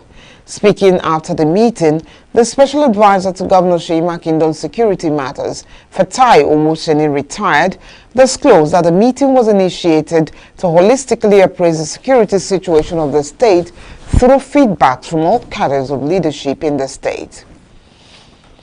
We've also used the opportunity to sensitize our traditional rulers and the local government chairmen to let our people know, and for the criminals to get to know that there is an eagle eye watching them at the nooks and cranny of Oyo State through what we call the city view of Oyo State, that the state has invested humongously on, with a view to solving our security problems. I also need to emphasize that the meeting that is held is not held as a result of any serious thing other than that it is a routine measure, initiative of the state that twice in a year at least an expanded Security Council meeting will be held like this to propagate the old society approach to security. That's so much that will help us immensely in policing the state in the weeks and the months ahead. The executive order on mining that was signed in 2023 that we shall continue to enforce and prosecute anybody found culpable or found wanting or found to be in breach of the order. The local government chairmen, they are all ready to cooperate to ensure that there is stability in the state, to make sure that Oyo State maintaining its pace-setting state as the one of the state that is more severed in the local, in the Nigeria as a whole. For the traditional rulers, we are ready to support as the custodians of the heritage. We continue to make sure that all the communication gap between us will be reduced to the barest minimum, and we ensure that security is the responsibility of everybody. 40 Nigerian Bashir Dauda plans a 50-day advocacy and solidarity journey across West African countries to celebrate the 50th anniversary of ECOWAS. Dauda announced his initiative in an interview in Abuja. Dauda, a Pan-Africanist and executive director of Citizens Participation Against Corruption Initiatives, described the journey as his unique way of honoring ECOWAS' Golden Jubilee. The Pan-Africanists highlighted ECOWAS' remarkable achievements over the past 5 decades, emphasizing the organization's resilience and unity in spite of significant challenges. According to him, an institution that has endured for 50 years while positively impacting nearly 400 million people deserves recognition. Dauda, who hails from Nigeria's northwest state of Katsina, disclosed that he would begin the journey on April 1 from Lagos State, Nigeria. The activist said that during his journey, he would engage with ordinary citizens in the countries he visits, gathering their thoughts on ECOWAS and its achievements. He added that he would visit key ECOWAS projects, including the ECOWAS Bank for Investment and Development in Lome and the West African Power Pool in Cotonou. He hopes to also visit the Abidjan-Lagos Highway Project and the African Development Bank in Abidjan. According to him, he plans to document his experiences and insights from the trip in a book aiming to contribute to the advancement of Pan-Africanism. And still to come on the news, Venezuela's Maduro calls El Salvador's prisons for deportees by the U.S. concentration camps. Environmentalists rally in Manaus for Amazon's water preservation. These and more after the break. Every second, every minute, every day, news is breaking, events occur, and there are new developments. At Signature TV, we follow these stories objectively, bringing all sides without bias, explaining the complex issues, breaking down the numbers, and investigating the issues behind the news. Anywhere and everywhere, near or far, wherever the news is, we will be there. Signature TV. News in your pocket. Pope Francis will be discharged from hospital on Sunday, but will need a further 2 months of rest at the Vatican, the head of his medical team said on Saturday. Francis, 88, has been battling pneumonia for more than 5 weeks after being admitted to Rome's Gemelli Hospital on February 14 with a severe respiratory infection that became the most serious health crisis of his 12-year papacy. They said they had prescribed the Pope 2 months of repose and had advised him against taking any meetings with large groups or that take special effort. The news today is the Pope will be discharged tomorrow. That's very important for everybody all over the world.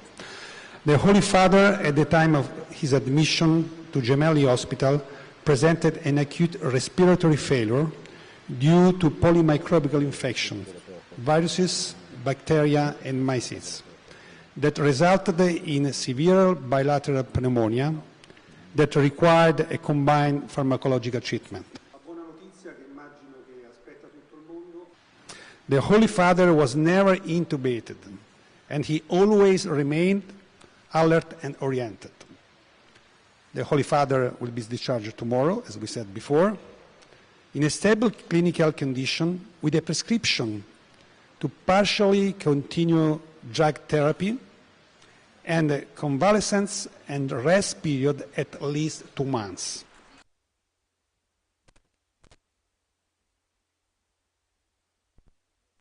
Seen by the public only once during his hospital stay, in a photo the Vatican released last week showing the pontiff at prayer in a hospital chapel. Francis wants to come to the hospital window around noon on Sunday to give a greeting and blessing, the Vatican said in his brief statement on Saturday. The families of Israeli hostages held by Hamas on Saturday called on Prime Minister Benjamin Netanyahu to agree to a new hostage deal and ceasefire in Gaza. Netanyahu's decision to resume the Gaza war on Tuesday, while 59 hostages, around 24 of whom are believed to be alive, are still held inside the enclave, has added fresh momentum to anti-government rallies. Protesters have accused Netanyahu's administration of continuing the conflict for political reasons. Israel has resumed bombing and ground operations in the Gaza Strip as it presses the Palestinian militant group Hamas to free the remaining hostages. Instead of saving lives, Netanyahu has chosen death. We've seen it over and over again. War kills our hostages. Only a signed deal to bring them all home in one step and putting an end to this war will ensure their return. But now there is a horrifying possibility of our hostages becoming MIA, missing in action, lost to us forever. Netanyahu is prepared to have all 59 Israeli hostages become MIA just so he can cling to his seat of power. 130 Palestinians were killed and 263 wounded in the past 48 hours of Israel's offensive, the Palestinian Enclave's Health Ministry said on Saturday. Tuesday's fourth day of resumed airstrikes killed more than 400 Palestinians, one of the deadliest days of the 17-month-old conflict, with scans let up since then. Detained Istanbul Mayor Ekrem İmamoğlu was brought to the city's main courthouse on Saturday to give a statement to prosecutors. İmamoğlu, Turkish President Tayyip Erdogan's biggest political rival, was detained on Wednesday on alleged corruption and terrorism charges in what the main opposition Republican People's Party (CHP) said was a coup attempt. Tens of thousands of Turks have taken to the streets since his detention in Turkey's biggest show of civil disobedience in more than a decade. Police have used tear gas, pepper spray and water cannons to disperse the crowd protesting in several cities across the country, including Istanbul, Ankara and Izmir. İmamoğlu is expected to be questioned by prosecutors who will then release him or transfer him to a court with a request for him to be jailed pending trial. An order for his formal arrest could prompt further protests across the country. Turkish President Tayyip Erdogan said on Saturday that the main opposition was engaging in street terrorism as protests against the detention of Istanbul Mayor Ekrem İmamoğlu resumed for a fourth day. İmamoğlu was detained on Wednesday over alleged corruption and terrorism charges, sparking protests across the country where police used tear gas and water cannons to disperse crowds. Speaking after Iftar, Erdogan said the CHP was suppressing the national will with street terrorism. They, main opposition Republican People's Party, or CHP, attempted to provoke our nation over this corruption operation. They have been doing everything they can for 4 days to disturb the peace of the nation and polarize our people. From insulting anyone they encounter to attacking our police officers who are only doing their jobs, from intimidating our members of the judiciary who are investigating corruption reports, to suppressing the national will with street terrorism, they have it all. They are trying every way to create an atmosphere of tension and chaos in our cities, especially in Istanbul. Now, my dear brothers, we can see this very clearly at this point at which we have arrived. Under the current administration, the CHP is not a party that carries the demands of its voters to the parliament, but has become an apparatus that clears the names of a handful of municipality robbers who are blinded by money. If you, CHP, dare, let democracy work, let the law work. If you dare, let the courts make their decisions on behalf of the Turkish nation without putting them under any pressure. We will certainly not allow the CHP and its cronies to disrupt public order and disturb the peace of our people through provocations. We will not tolerate operations to be conducted or surgeries to be done on Turkey, or the building of new walls of discord between 85 million people through social engineering. Earlier on Sunday, ENUGU was brought to Istanbul's main quarters to give a statement to prosecutors who will either release him or send him to court with a request to jail him pending trial. Venezuela has reached an agreement with the United States to resume repatriation flights of migrants. President Nicolas Maduro announced in a televised address on Saturday. Maduro said the flight would commence on Sunday. The move comes amid a diplomatic spat between the United States and Venezuela over the recent deportation flights of Venezuelan migrants to El Salvador. As part of President Donald Trump's rapid U.S. deportation program, hundreds of Venezuelan migrants were sent to prison in El Salvador. Landmarks in Hong Kong's Victoria Harbour and Japan's capital, Tokyo, switched off their lights for 1 hour on Saturday to mark Earth Hour, a global campaign to raise awareness of climate change. Tokyo Tower and skyscrapers across Hong Kong's iconic Victoria Harbour went dark. In Hong Kong, lights were switched off from 8:30 to 9:30 p.m.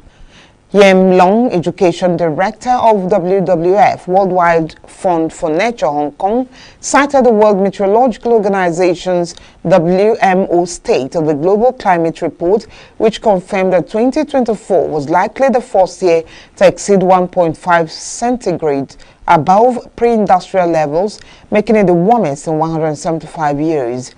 He urged immediate action to protect the environment by changing the way we live. So this means that we need to do action ASAP, otherwise the trend cannot be reversed.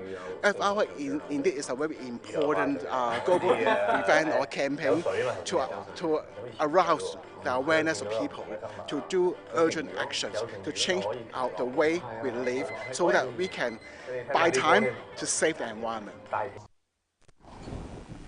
First launched in Sydney in 2007, Earth Hour has primarily focused on the climate crisis, but has more recently expanded its mission to highlight the urgent issue of nature loss. Greece's most famous landmark, the Acropolis of Athens, was engulfed in darkness on Saturday to mark Earth Hour. Lights were switched off at the 5th century basic Parthenon Temple and the other ancient temples of the Acropolis Hill for 1 hour. The global event, initiated by the international organization Worldwide Fund for Nature, WWF, in 2007, raises awareness over climate change and the need to protect the environment. The event has grown since its inception, when households were encouraged to turn off their lights for 1 hour, with famous landmarks in several capitals around the world participating each year. Along with the Acropolis monuments, Greece's parliament building and hotels in the capital, as well as the White Tower in the northern city of Thessaloniki, also took part and switched off their lights. Floods continued to wreak havoc across Madrid on Saturday after Storm Martino's heavy rains caused rivers to overflow, leaving fields submerged. Areas like San Fernando de Henares on the eastern outskirts were severely impacted by the influx of water. The Manzanares River, which runs through the heat of Madrid, has fallen to dangerous levels, prompting authorities to issue flood warnings. Police have cordoned off affected areas, and emergency services are closely monitoring the situation. Many residents gathered along the river taking pictures of the rising waters. The impact of the storm has been felt beyond Madrid as various regions across Spain face similar severe weather conditions. Authorities have urged citizens to stay safe, avoid unnecessary travel, and keep up with the latest updates as emergency crews continue to assess and respond to the crisis. Storm Martino first hit Spain on Thursday, and authorities have warned residents to stay away from areas where levels of water are getting closer to the streets. The residents of Rio de Janeiro's Santo Amaro favela celebrated the inauguration of a new skate park on Saturday. The Ademafia Institute, an NGO, worked in partnership with two other organizations to realize a project which will provide free skateboarding lessons to over 70 children and teenagers. The park's construction was notably challenging due to the narrow access path on Santo Amaro Hill, requiring local residents to manually transport all materials, according to a Rio de Janeiro media outlet. The skate park aims to foster community engagement and inspire future generations, according to Adema Lucas, the founder of the Ademafia Institute. Since its inception in 2019, the Institute has promoted skateboarding as a constructive activity for youth in Rio's South Zone. Environmentalists in Brazil's Manaus marked World Water Day on Saturday by gathering at the meeting of the waters where the Rio Negro and Rio Solimões converge to form the Amazon River to raise awareness about the Amazon's preservation. The event themed Our Voices at COP30 in defense of water and life in the Amazon called attention to the critical importance of water as a fundamental right and the ongoing socio-environmental crisis. According to Father Sandoval, a member of the religious group, the Society of Jesus, the Amazon is facing unprecedented degradation, necessitating urgent global and national action. President Donald Trump attended the NCAA Division I Wrestling Championships at the Wells Fargo Center in Philadelphia, Pennsylvania on Saturday. The crowd welcomed the president with loud cheers and United States of America chants. Tech billionaire and Tesla CEO Elon Musk, Trump's press secretary Caroline Leavitt, Senator Mitt Romney, and Congressman Jim Jordan were seen sitting in the first row with the president. Italy manager Luciano Spalletti has called for something extraordinary from his side as they prepare to overturn a first leg deficit against Germany in their Nations League quarterfinal second leg on Sunday. Italy faced a tough challenge at Signal Iduna Park after Germany came from behind to secure a 2-1 victory at the San Siro on Thursday in the first leg. Spalletti will be without defender Riccardo Calafiori after the Arsenal player suffered a knee injury in the first leg, with Inter Milan's Alessandro Bastoni set to partner Napoli's Alessandro Buongiorno. We're up against a strong team, we imagined it that way. I have hidden so many defeats in my life. I didn't want to treat it as something like that because we had done what we had to do and we have to repeat the same things, in the sense of staying in the game as we did, being able to accept their quality and strength at times. But it's not like we can always stick to these dates that we carry with us for years and years and years. We have to go and do something new. We need to make an imprint, because we start from a disadvantageous result, but more than anything, we need another performance like the one we did. It's not that we have to go and invent impossible things. What we saw was that, as we knew and as we expected, they are a strong team, but we did what we had to do, and if we can repeat that, I am convinced that we can bring home the win. Germany coach Julian Nagelsmann wants his team to write their own history in Dortmund when they take on Italy on Sunday to secure a place in the Nations League semi-finals, shaking off the bad memory of an infamous World Cup semi-final loss in 2006 at the same venue. Although Germany have a 2-1 advantage going into the game, thanks to winning the first leg on Thursday, Nagelsmann said he was not looking for anything less than a win. Nagelsmann said his squad was motivated, but Italy would not give themselves up without a fight. It's no wonder if they, Italy, give themselves up without a fight. I said after the game that they would do well to start with a score of 0-0. We will start with a score of 0-0, but we will also go into the game feeling that the score is 0-0, because in my opinion a result always has an impact. That's totally funny, I think. If you win in the first leg, you talk to two people and one of them says, "Great, now you have an advantage because you've now won 2:1. And the second person says it's not really that big an advantage, because Italy has nothing to lose now. So I say okay, I don't care if it's an advantage or 2006, Fabio Grosso and Alessandro De Piero had scored late in extra time to secure a 2-0 win for eventual champions Italy at the Westfalen Stadium as a heartbroken Germany were knocked out of the World Cup on home soil.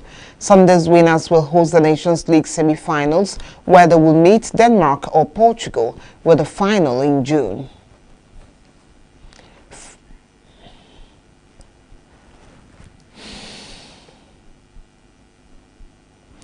And that's the news this hour. Thanks for watching.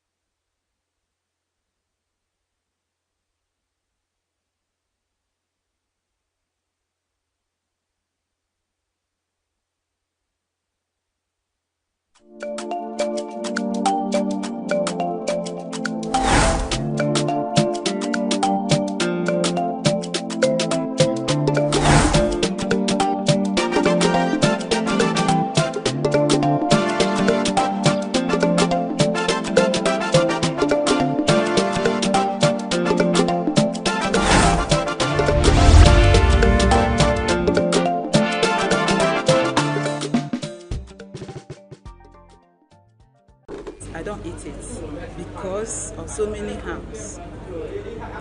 First and foremost, the preparation. Most of those foods are not prepared well.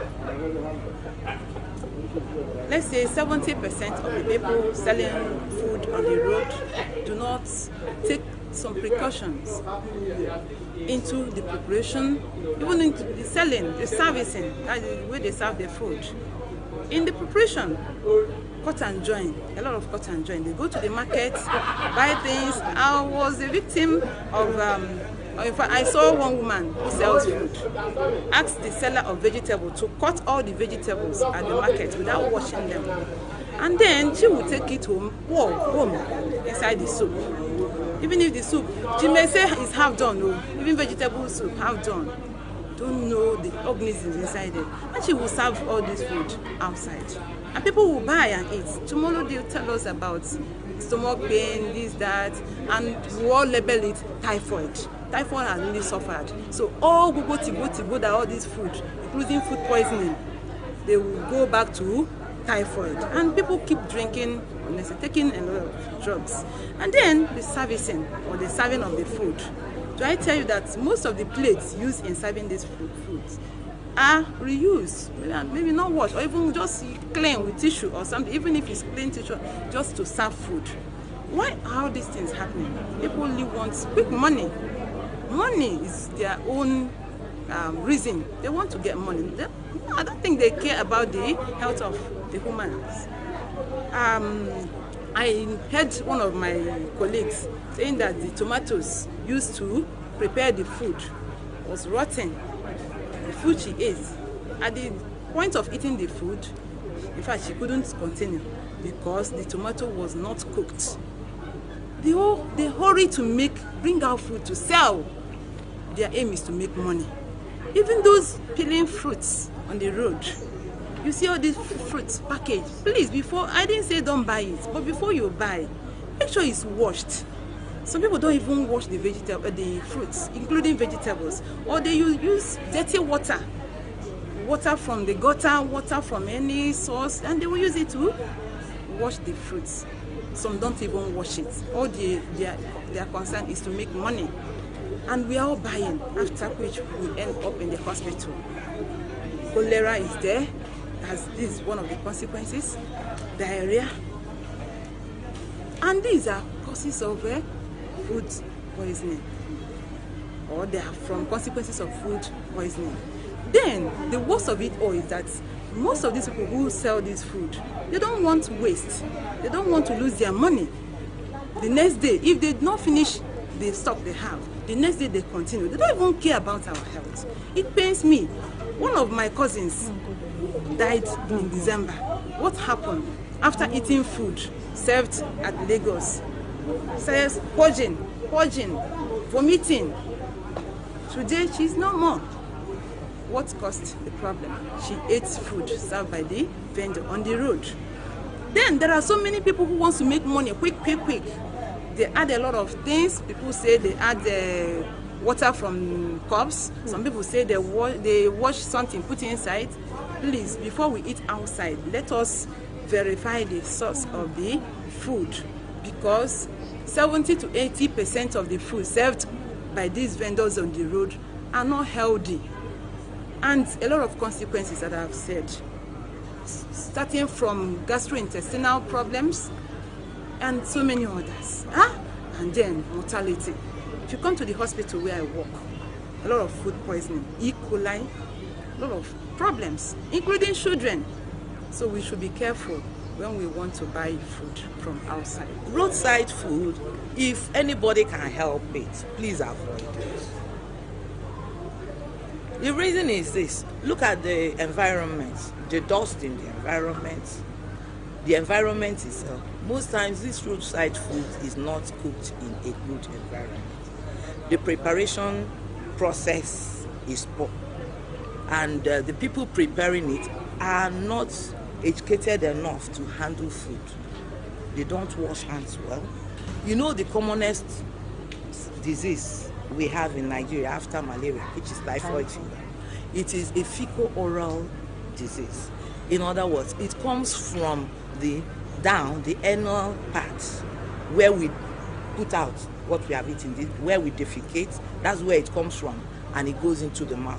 What do I mean? Somebody goes to eat herself, she defecates, then she cleans. After cleaning, how do we wash our hands? These roadside food vendors, how do they wash their hands? Do they use soap? No, they simply put their hand in water and just do and bring out, and they use that same hand and prepare the food. And this food, you take it now, put it in your mouth, and the organism begins to, that is the chain. So you see, typhoid fever is multiplying. We are processing it because people who are not well informed are preparing food for us. And where do we meet most of these people? At the roadside. I'm not talking about the dust that gets into the food. Yes, have you seen suya? in the open place, your vehicle is passing, you splash dust. Inside that dust, you have people who have spat out their phlegm, their cough, any kind of cough. I don't want to mention the tuberculosis and all that, which although tuberculosis, you can just, by inhaling it from the food, you know, you can have that. So it is not advisable as much as possible. They don't cover the food well. You see akara, only few people put their akara in a glass case. Others will keep it in an open basket. Anything that can fly around goes into it. And that same akara, how you will know how clean the food is?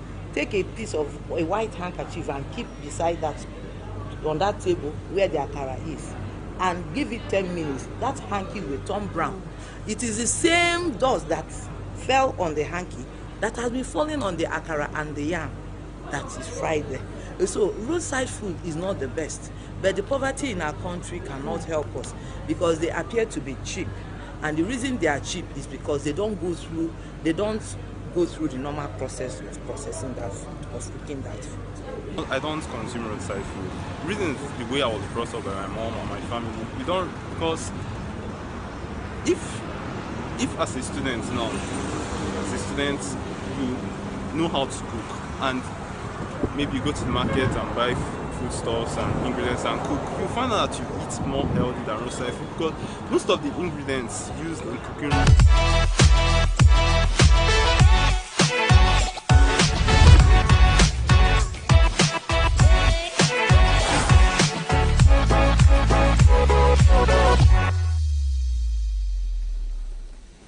Welcome, good afternoon. This is another day to enjoy E-Vibes right on your screen from Signature TV. And don't forget that this is the daily entertainment show that we have from 1 p.m. So you can always click on our YouTube page to join daily on this particular program. And of course, my name is Quincy Rowland, your wonderful host for this exciting journey today. And just before we dive into our stories for the day, let's go on a short break, and when we're back, we will dive right in.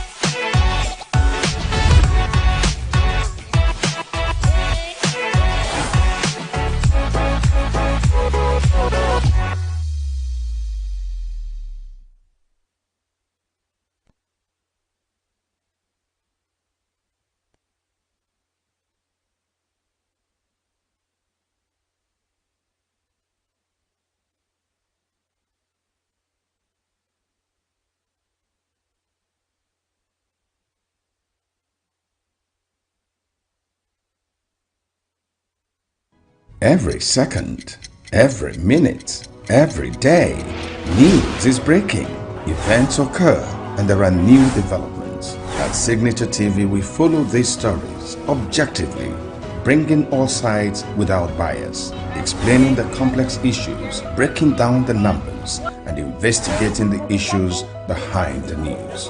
Anywhere and everywhere, near or far, wherever the news is, we will be there. Signature TV. News in your pocket.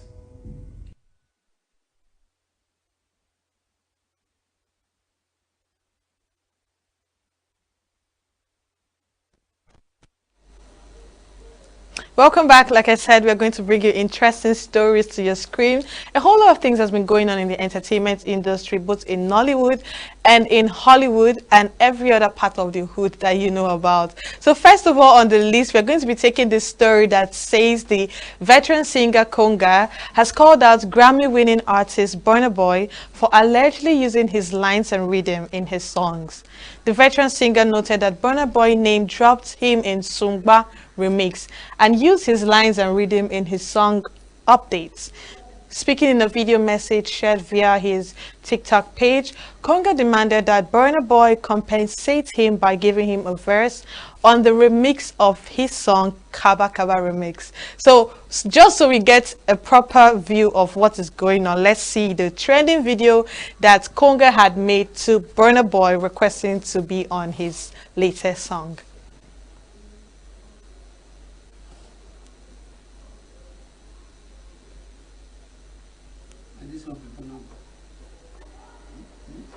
Okay, so we don't have the video available, so let's go right next into the next story. On the next one, we have the Nollywood actor. We know the amazing, the handsome, the Timini Ebuson has won fans of his colleagues to desist from comparing him with their faves for clout. He claimed that there is a trend of promoters and fans involving his name in conversations on social media to promote their faves and clients. Egbuson noted that he has his own fan base, which has been supportive for 15 years.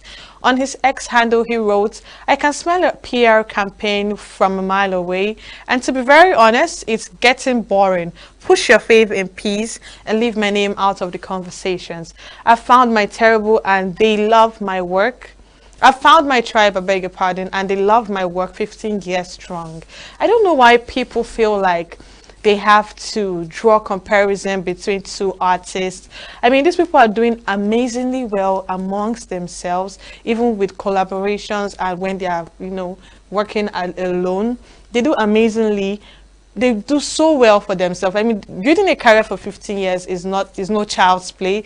It's not something that you do in a very short period of time. You wouldn't even realize that what you're building until you look back and you see your progress. You know, you try to track your progress from, and having a wonderful career as Timini Egbuson does for 15 years is really encouraging. And the least we could do is, you know, encourage him more, go out for him, see his movies and every other project that he's on, other than trying to compare two different people working for a different goal individually to see if who is doing better than the other. But I think it's a normal thing in our society right now. When you see someone doing well or maybe not doing so well, depends on the situation, and you feel like we should draw comparison, you know, it's like comparing these people's strengths, their success, forgetting that these are two different people, and you really do not need to put them under so much pressure, because already they are under so much pressure to, you know, make a name for themselves and stay relevant. So using you know, someone that is your favorite to compare with someone else is really not fair, because they're all doing their best individually in the different aspects of life that they venture into. So this is a word from Timini Egbuson to every other person out there. If you want to support him, support him. If you feel like, oh, you don't fancy him, it's fine.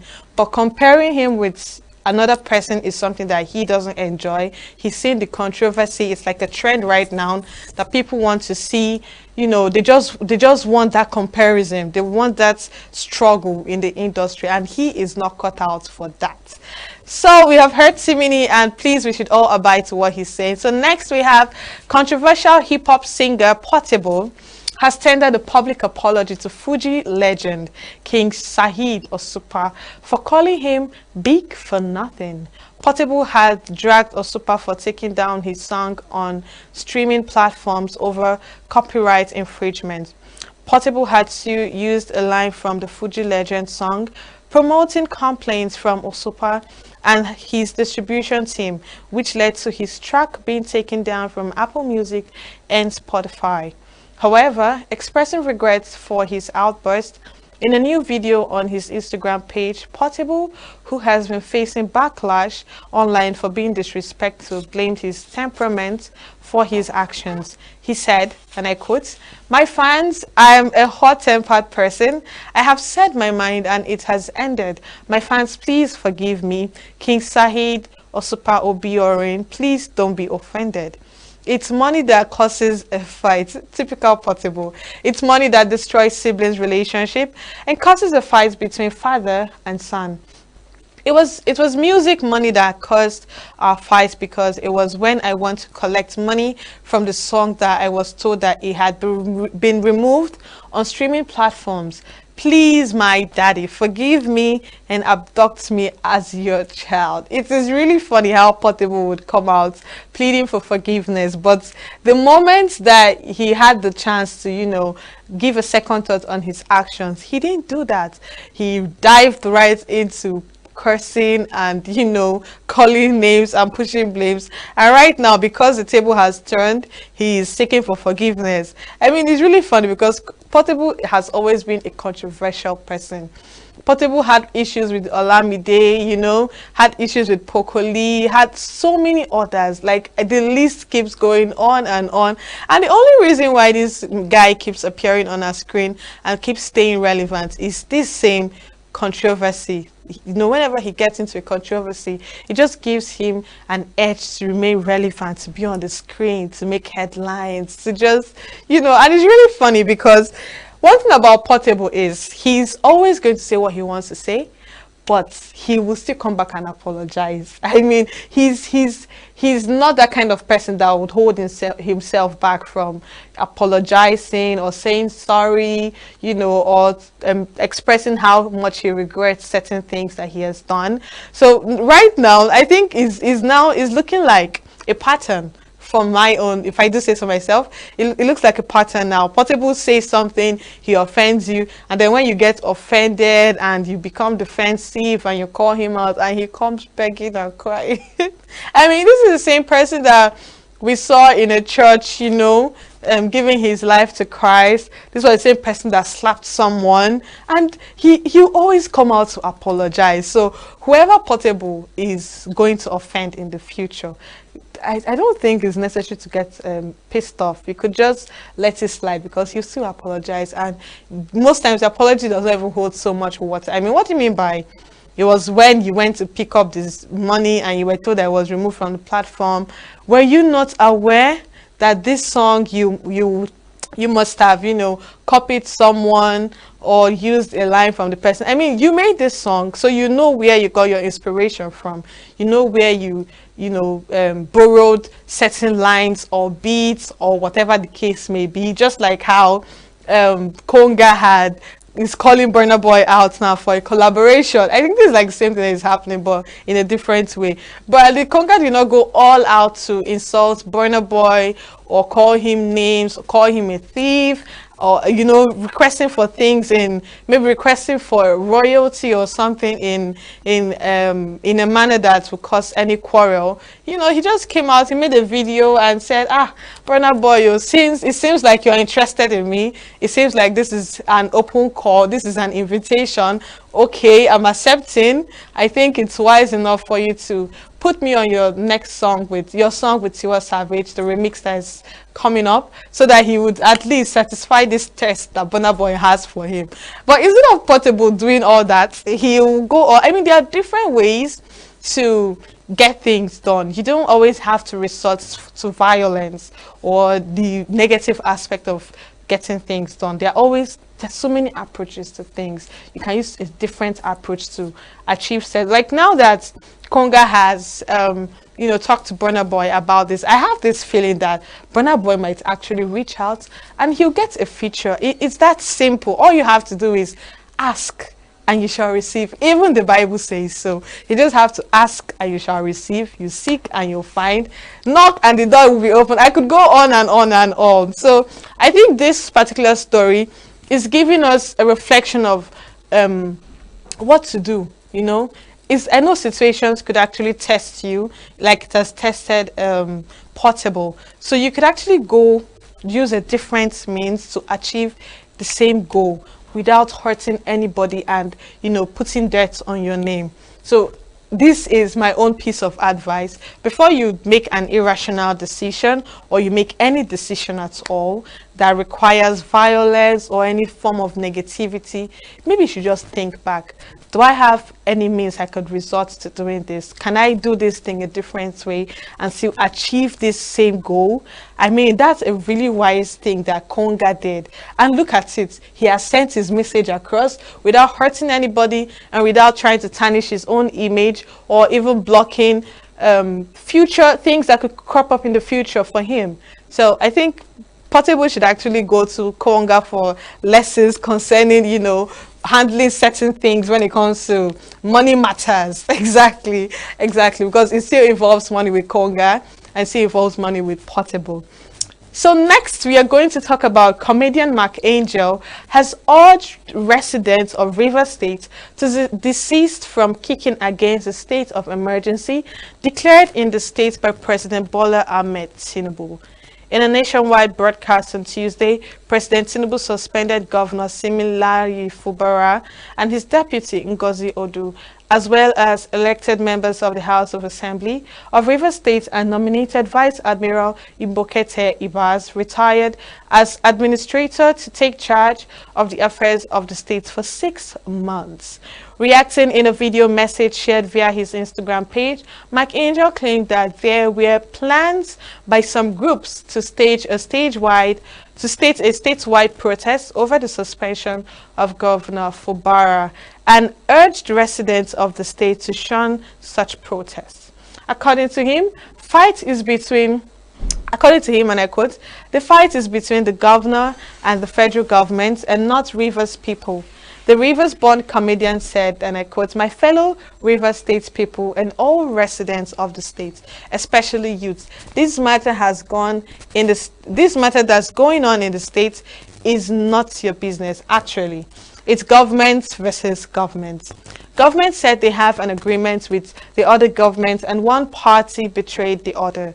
It's a personal beef because they have the power to change anything. Let them change whatever they want to change. What I want you to know is that this fight is not your fight. We predicted this in our skit, but they thought it was a joke, and now it's happening. So leave them to fight their fight. Even if they want military to rule us for 10 years, it's okay, as long as we can go about our businesses peacefully. Don't go and fight another person's fight though. How did the governor that they are sending group messages for us to protest on his behalf come into office? We all know how he came, so let them settle their differences. Don't involve yourself in this. Don't allow anybody to convince you to go for any protest. Nothing like we no go agree. Nah lie, we agree. Them know wetin them do to get into power, and them still know wetin them go do to maintain the power. So we agree with the state of emergency. The military should secure everywhere. Don't follow anyone to protest. And I am saying this, it is not worth losing your life for Nigeria. I'm sorry to whoever that feels offended, but it is not worth it. It has been proven over and over and over again that it is not. I mean, look at the protests that happened in August 2024, the 10 days protest. You saw what happened. It's glaring, it's obvious. You don't need to get it. People left their houses for a peaceful protest. I repeat, a peaceful protest, and they lost their lives. And you want to protest for a governor that he knows how he got in seat, according to McAngel. I mean, it's something that, I mean, we've seen this thing play out so many times, and I feel sorry for the people that would adhere to this advice and still go out to protest. I really feel sorry for them, because why would you want to do that to yourself? You have people that love you, you have a great future ahead of you, you have families, you have so many, you have a career going on, and you want to die for a country that do not care about you, that don't care about your well-being, they don't care if you even eat in a day, they don't care about your earnings, your security, your health. They don't care about anything. Like, you could literally drop dead on the road and nobody will care, because so many things are going on, and you really want to go and protest for this same government.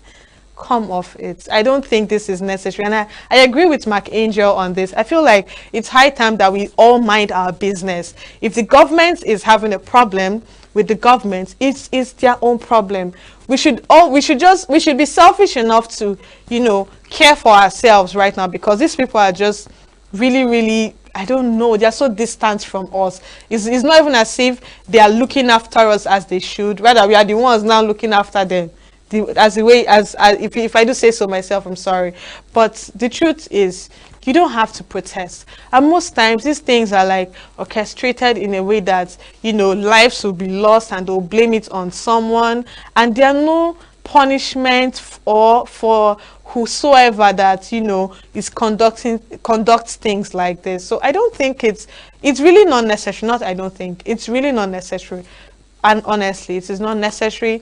If you're seeing a message about going out to protest for the suspended governor, please ignore. Go about your daily activities After 6 months, if they want to bring him back on seat, they will. It will not change anything. I keep saying this. Just like the EndSARS protest that happened, it was a peaceful protest, and we saw what happened. These things don't need to happen 1,001 times for us to learn. They keep saying once bitten, twice shy. So they don't bite us once. We are now shy times. So just before we dive into the foreign stories, we'll go on a short break, and when we are back, we will take you through everything that has been happening around the world. With a population of about 36 million people, the Southeast is awash with stories. Every day on Southeast News, we tell the peculiar story of the Southeast and her people. Our Southeast should be the Silicon Valley of Nigeria. Their successes, achievements, and daily challenges. Do you have a Southeast story to share? Community achievements and challenges, completed and uncompleted projects, bad roads, water scarcity, erosion, flooding, insecurity, or even disagreements? Bring it on to Southeast News. On Southeast News, no story is too big or too small.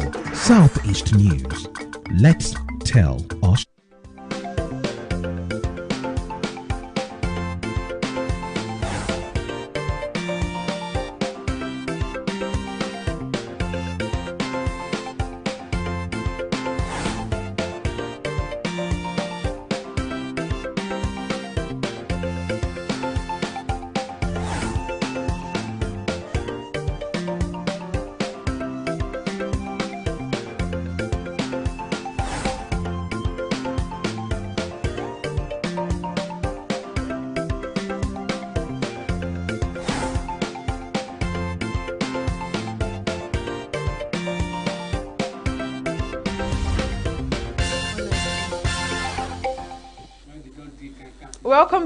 Welcome back. I promised that after the break we're going to dive right into our foreign stories. And first on the list is the London Original Print Fair. The British capital's longest running art fair celebrates its 40th anniversary this week with an array of works spanning from old masters to contemporary creations. Running March 20th to 23rd, the Somerset House this year's edition features more than 40 studios, dealers and publishers with displayed works including by the likes of Damien Hirst, Tom Hammock and Grayson Perry, as well as emerging talents. The fair, which launched in June 1985 with 16 exhibitors, has long offered fans. Works from around the world are featured, including those showcasing as part of India Printmaker House chance to view and buy prints, considered more affordable than paintings and sculptures. So let's take a look at this video so that we'll know what this event is all about.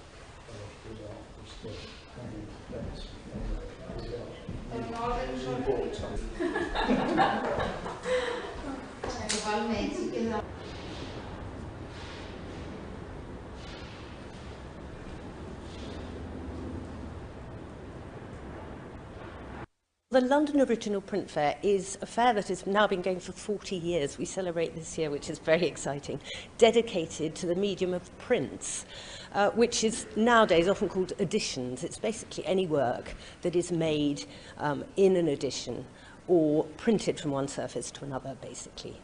But they are all original artworks.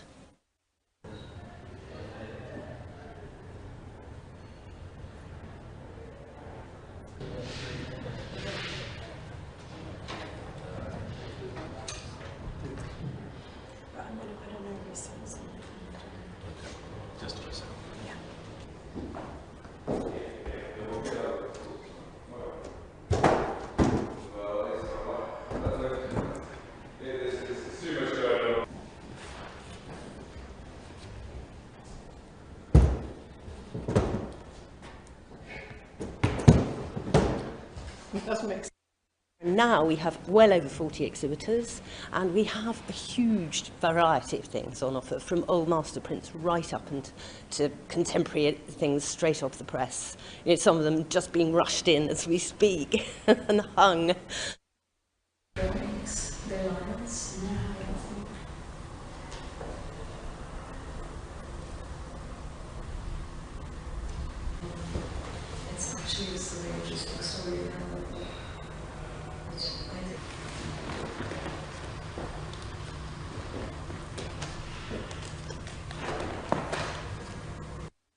It is our first time showing here, so we are very excited, and because it's such a prestigious fair and has been running for so many years, it's a great opportunity and privilege to be showing here alongside wonderful galleries and artists.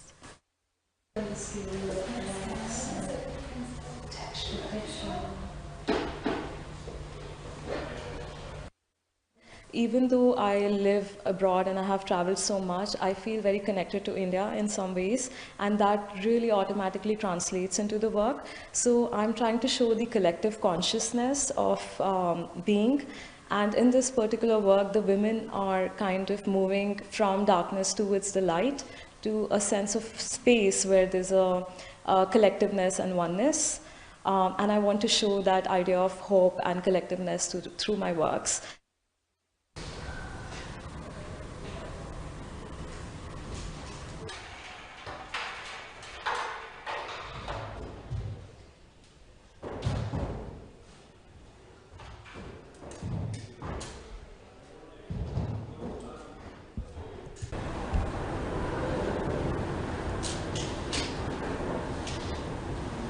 Over the 40 years, the thing I've really noticed is that prints have become much more widely trusted. I think in the early days you had a small band of print lovers who would buy at every fair.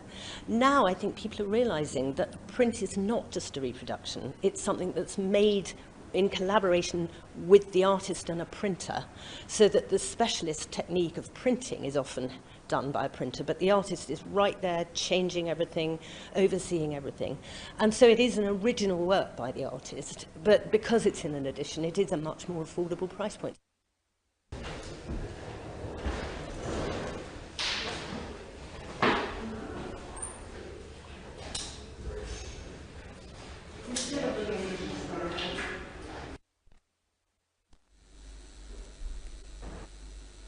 That was so beautiful. Just like I said yesterday on the show, that I feel like we need to take out some time to look at amazing artwork all over the globe. I feel like we'll have like a segment of that, you know, where we just review artwork, see how beautiful the art pieces can be, how much work people put and the meaning behind certain works, because they are not given enough recognition, if you ask me. You don't get to see an artist, you know, the way you'd see an actor on screen, or a singer, or, you know, artists are always behind the work. All you just see is the work, and you don't even get to appreciate it more. So I feel like artworks are so underrated, and for someone like me that have never really been to a proper art gallery, I think I should take out time to actually do that. Because just as we had said it here before, that we know doctors are now recommending going out to art galleries, to the beach, to the garden, to the museum, as a therapeutic way, you know, and a way that it could actually help with psychological problems, you know, when you have mental issues, you could actually do all that, and it really aids with that, and it has been proven. So I feel like, I agree with them, and I am really recommending this. I mean, look at the beautiful artworks that were displayed. I was lost watching and, you know, admiring all of them, and I really wish we just take out some time to appreciate these artists and make them know that they are seen, they are acknowledged, and we appreciate them, and we really love the hard work that they are putting out there in order to, you know, help us escape from reality and see things beyond the, you know, things that we see every other day. So it's really beautiful, and, you know, the London Arts Week is going to come to an end on the 23rd, from 2020. So maybe we should just watch out for that, the art exhibition, and we'll have a really beautiful time doing that. So next we have Miami Beach Mayor Stephen Maynard said on Wednesday he had dropped his proposal to revoke public funding for an art house movie theater over its screening of No Other Land, an Oscar-winning Israeli-Palestinian documentary about the Israeli displacement of a Palestinian community in the Israeli-occupied West Bank. Maynard initially opposed the screening, citing comments made by the filmmakers at the Academy Awards, which he called hateful, and the use of a government-funded venue. All Cinema CEO Vivian Marthel defended the screening. At a Miami Beach Commission meeting, speakers from both sides weighed in. Filmmaker Billy Corbin, who directed the 2006 movie Cocaine Cowboys, said the mayor's stance against the cinemas made the city an embarrassing international laughingstock. That's sad. The city's Israeli Consul General Mayor Elbaz Starinsky applauded all cinemas showing of Israeli films and films about the Holocaust, but said institutions had a responsibility to show the full picture.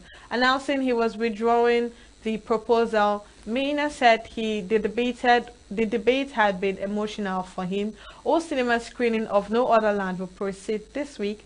Let's take a look at the video.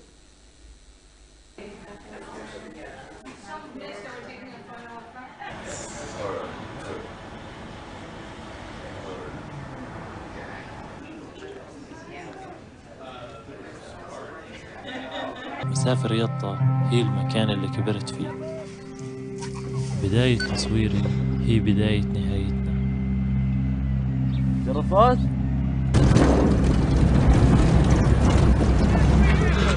أنا متسلم ادخل!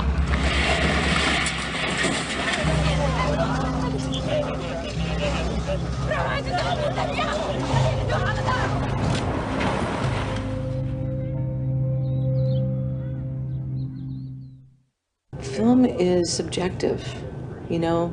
It's like what somebody can hold up as glory. Some others can decide that it's not for them.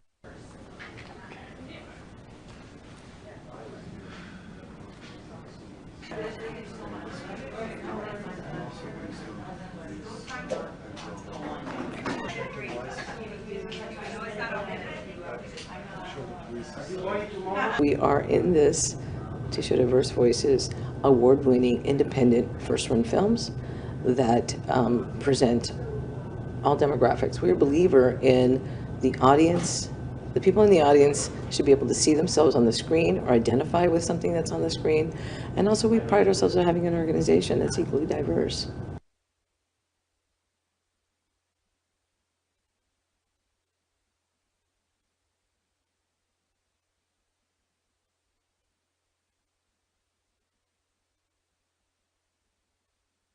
I then started researching a little bit more about the movie, about the facts, and noticed that it was playing in a local theater, O Cinema, which is a government facility, and also received some grant funding.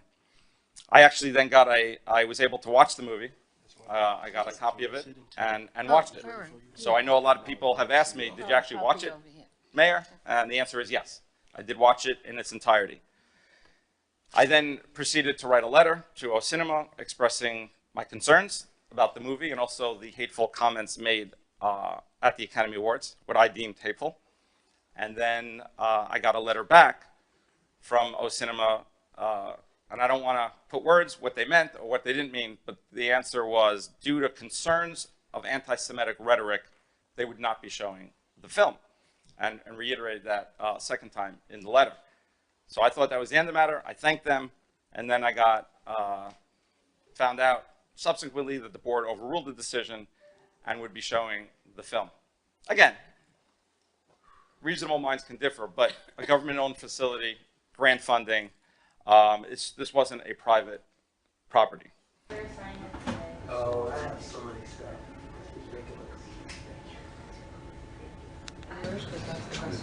Oh, sorry. Very good series faces, or? I believe the mayor is acting on his personal opinion, not on his duty to uphold the Constitution. first and foremost. Secondly, our history speaks for itself. We've been hosting the Miami Jewish Film Festival since 2014. We are, March 24th, we're going to be our 6th film into also hosting with the Miami Jewish Film Festival, the Holocaust series. And, you know, we screen everything that we think as part of our programming protocol deserves to be seen. Billy Corbin, documentary filmmaker with an office on Lincoln Road for 20 years. Once again, the humiliating misconduct of this government has made the city an embarrassing international laughingstock and created a distraction that does nothing to improve our quality of life, which is what all of you were elected to do. You are not public servants today. You are government censors. Mr. Mayor, please stop your unwanted advances on the constitutional rights of O Cinema. You are getting a little too handsy with their programming decisions.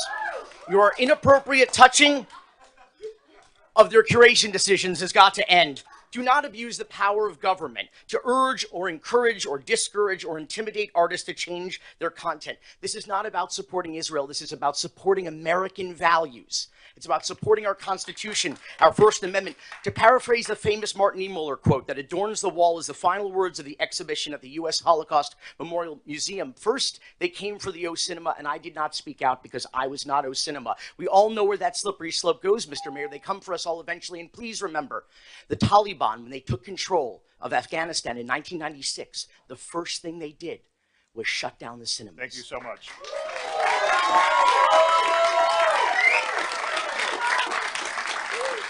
In a lawful situation I encountered at the hands of beach towing services. I should also commend O Cinema. They have been good partners, and they have shown Jewish films and films about the Holocaust and Israel films. And I want to start off by saying that I'm totally against censorship of art, and I'm all for freedom of art and art and cultural institutions. At the same time, this freedom of art, it does not take away the responsibility that these institutions have to show the full pictures and to show the context that we are in. And we are in a very, very complicated situation in which the full context should be shown. And I want to say something, one last sentence. I hate to break it out to Mr. Perez and to those speakers that are those chanters in the backs. You are anti-Semites, and I hate to break it out to you. Thank you. Thank you so much. To the freedom of religious beliefs, because that is what we do in the United States of America. Because once we cross that line... Sunshine meeting that the community can attend, and we talk this out. I'd like to hear from all my colleagues, but thank you for your... Thank you. You know, so a couple of individuals joked that I made the movie more popular by doing what I did than the Academy Awards did, and they may be right. That was not my intent. I knew this would create a dialogue, and I don't want to say that I'm shocked by what's transpired and the attention that it's got. I wouldn't say that. I expected there to be a bit, but certainly nobody can predict this level. But I think it's, for the most part, a healthy discourse. I viewed this as a public safety measure. I know we're talking about public safety, we're talking about water and sewer, we're talking about, that's really what our city is. We're a nonpartisan government. But I'm trying not to get emotional, but I legitimately view this as a public safety threat. Not immediately. I didn't think anyone in Miami Beach is going to get hurt or attacked because this movie is being shown. But I see and I'm witnessing what's going on in our world. I'm seeing there are places, many places in Europe, that Jews do not wear yarmulkes on their head. And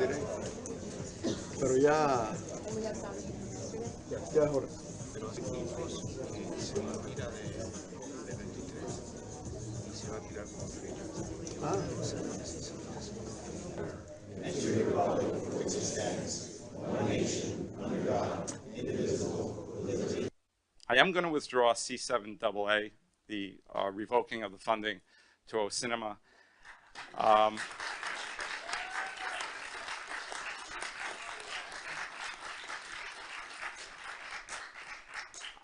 you know, I heard some R7G, which is the encouraging. I heard some comments from my colleagues. I'm going to defer that. I think it's open to more discussion. I also think it's not going to be healthy to debate what the wording is, the nuances. I overall think this was a very positive today. I really do. It's emotional to me. But I just want you to know from the bottom of my heart, even though some of you said some things were hurtful, I love you all. I really, really do. We're all Americans. We're all proud to be in this country. It is a great country. And I really just want what's best for us, our city, and our country and the world. God bless.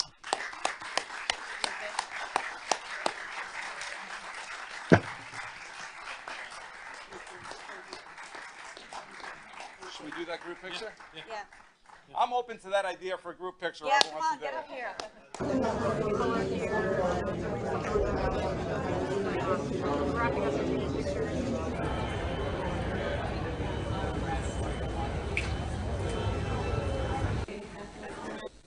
Welcome back. Of course, without further ado, I just have two things to say. This man is hurt, his feelings are valid, and if he says he doesn't want to do this anymore for them, then it's fine. I mean, he overheard something that he didn't like and he's withdrawing, so it's fine. And secondly, what I want to say again is, let our mouths not block our blessings. Because if he did not overhear certain things, you know, that changed his mind and made him feel some type of way, maybe we'll not be having this conversation. Just maybe. I'm not sure. But that's by the way. So let's dive right into the next story. Real life droids from Star Wars franchise stole the spotlight in NVIDIA annual software developer conference in San Jose, California on Wednesday. Disney showcased two droids that can walk, dance, and express emotions, and allowed attendees to interact with them at the NVIDIA booth in the showroom floor in the San Jose Convention Center. The droid also appeared on stage with NVIDIA CEO Jensen Huang during his keynote speech on Tuesday. Known as BDX droids, the creatures have appeared in the Star Wars TV show, The Mandalorian, in the two of the franchise video games Fallen Order and Survivor. Although not fully autonomous, the droids are operated by a puppeteer with a controller. The droids to control their own balance and gait, skills they acquire through reinforcement learning. The droids have already interacted with guests at Disney parks and are currently touring various Disney properties. They also made a recent appearance on a Disney cruise. In order to get a better insight of what we are talking about, let's take a look at the video from this showcase.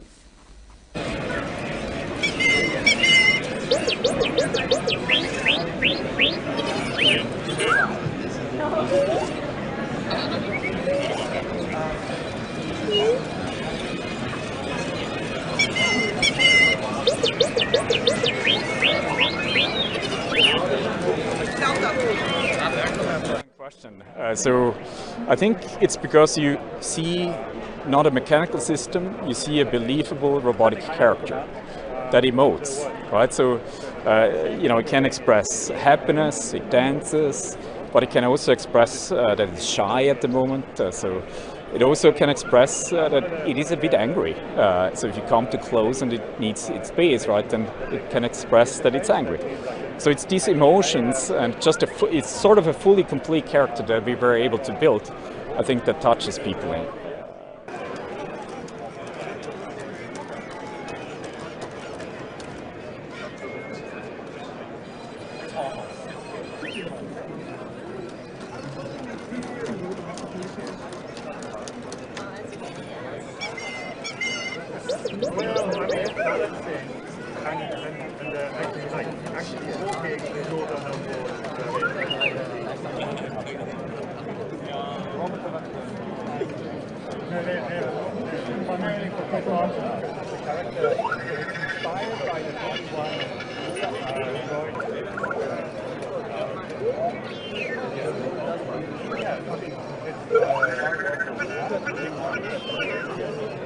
So you know the technology is so good that you don't see the technology any longer. And so that's exactly the goal of the Walt Disney Company, right? Give artists...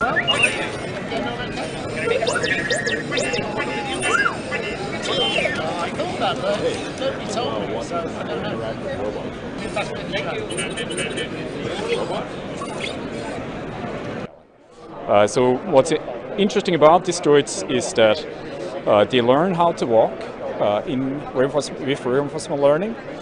So we use reinforcement learning that is similar to how we humans learn to walk. So we bring these droids into a simulation environment, and so we have some artist-provided motion. And so at the beginning they fall all the time if they try to take first steps, but then we ask them to imitate artist-provided motion. So over time they know how to walk in a stylized way that is authentic to the character.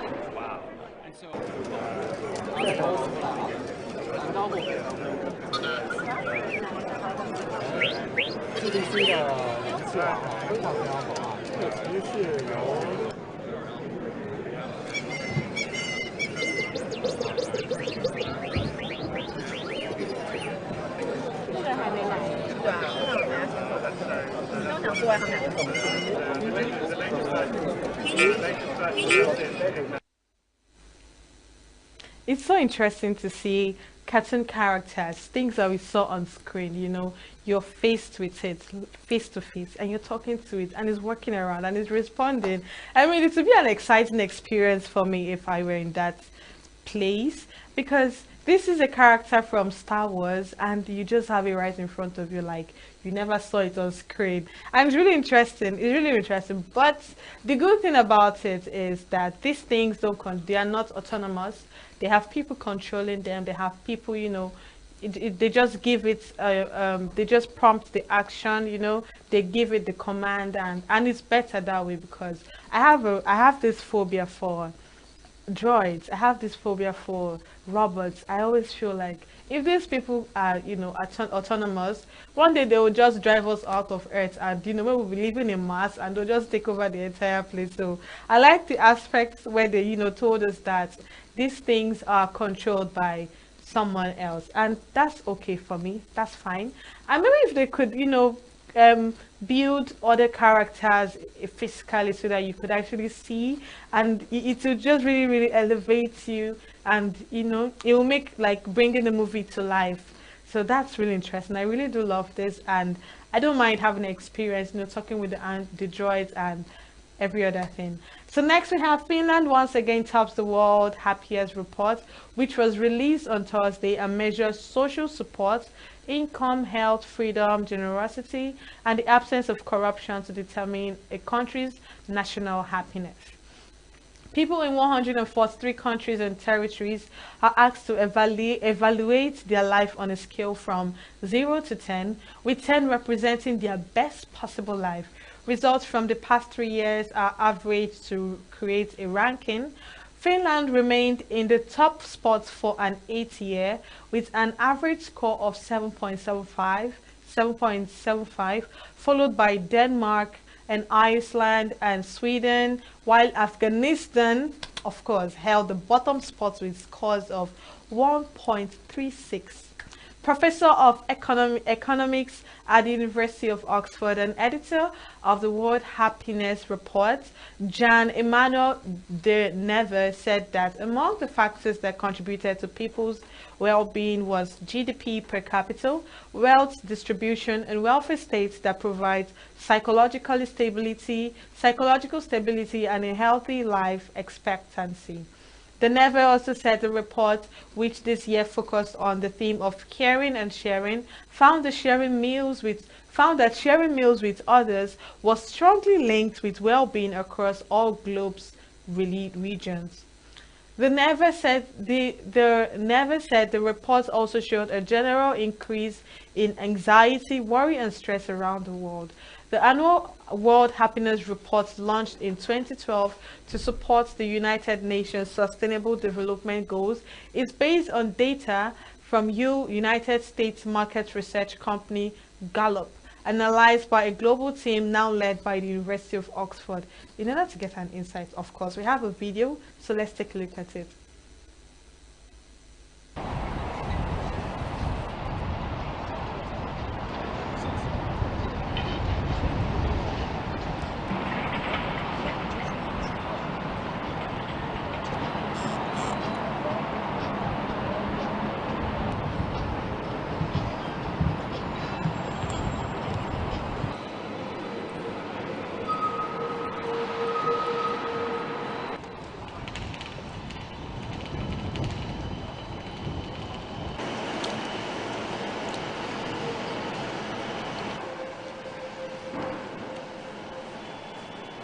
Well, in this year's World Happiness Report, we have Finland again at the very top, and the average life satisfaction in Finland is around 7.75. As people self-report the way their lives are going. That's the very top. So the other Nordic countries follow closely behind Finland, with Denmark and Sweden and Iceland. At the very bottom of the World Happiness Report, we have Afghanistan falling even lower, with an average life satisfaction in the country with now 1.3 out of 10 in the way that people self-rate the way their lives are going. Good. Do lähtee sieltä pois.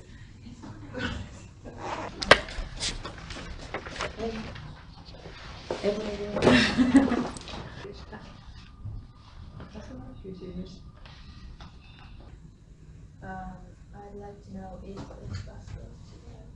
Very good.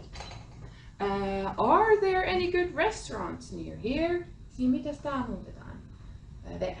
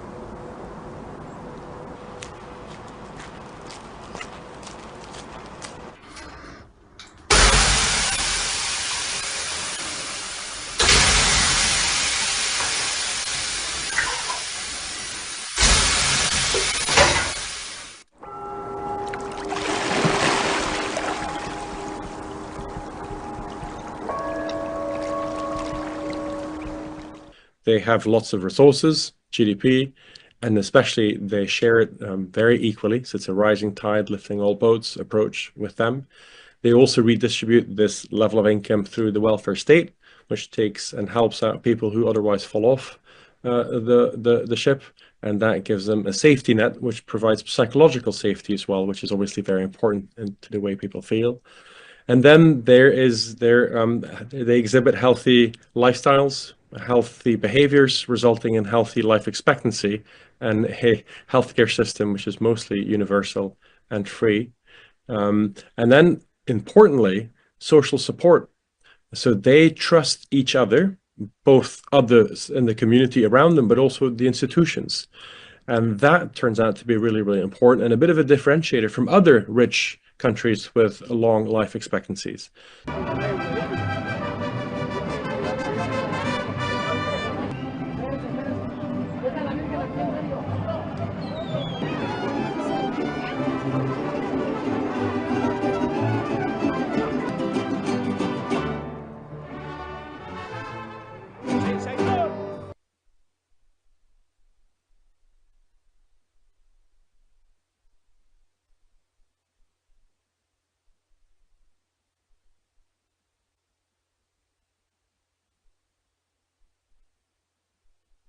It's a good thing to put a spotlight on places like Costa Rica and Mexico, because they are achieving high levels of life satisfaction in their population with a different set of with a different recipe, with a different set of ingredients. So they do not necessarily have the high income GDP per capita and the redistribution through the welfare state. What they do have, and this is also something we focus in on this year, is they have a very strong family set of family ties, so their immediate community is very strong.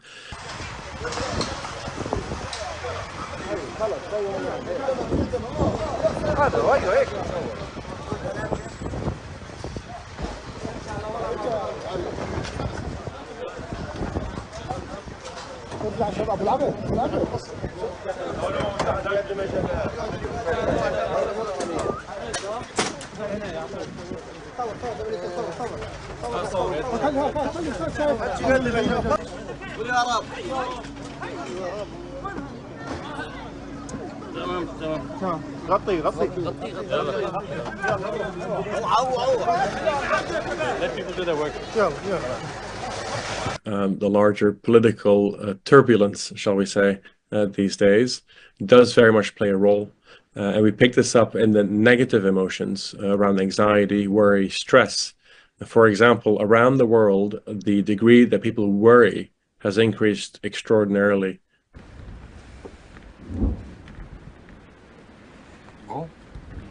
Ну, пропускаем. Пропускаем, куда же? На голову? Да. Что на спину? Тихо скине. Let's go.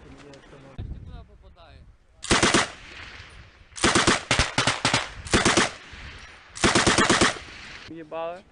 І він там возив людей, бика, от таке дрібне перевозив. Де не чесно.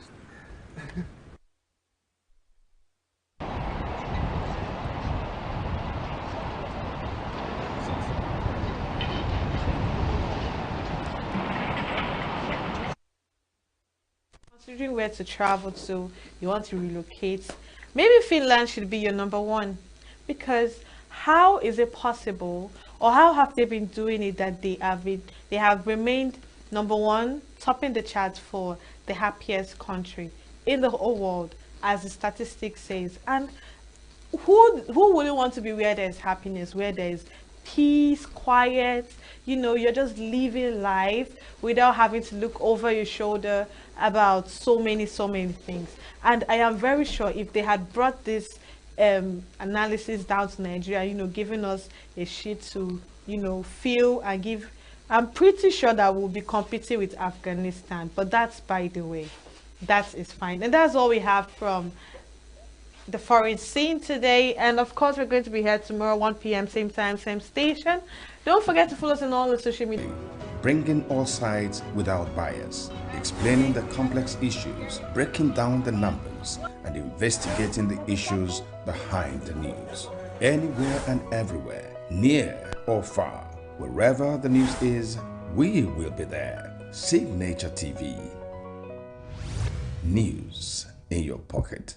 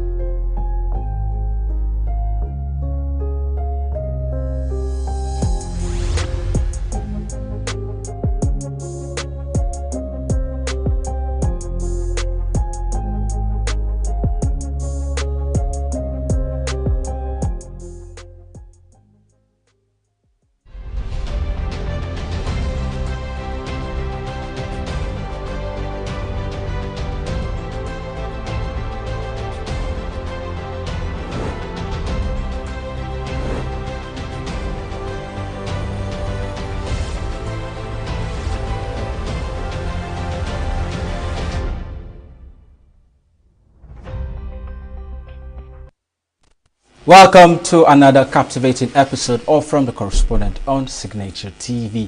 I am Emmanuel Tewasi, and as always we bring you insightful reports and interviews from our team of correspondents who are always on the front line.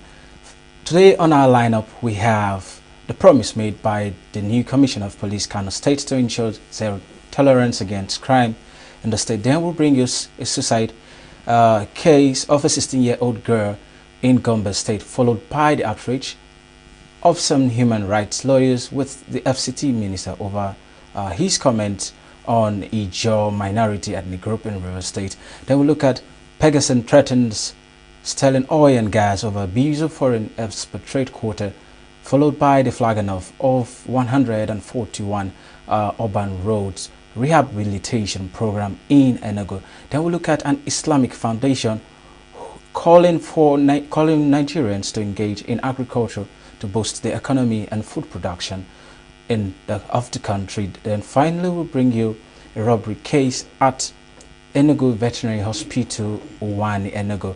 All this before we get into the discussion segment for today. This is where we bring you stories behind the headlines, where we dissect the reporter's point of view on the correspondent. The program continues shortly.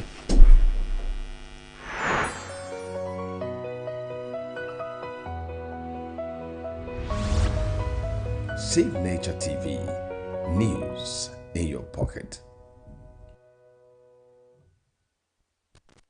Welcome back. You're still watching From the Correspondent on Signature TV.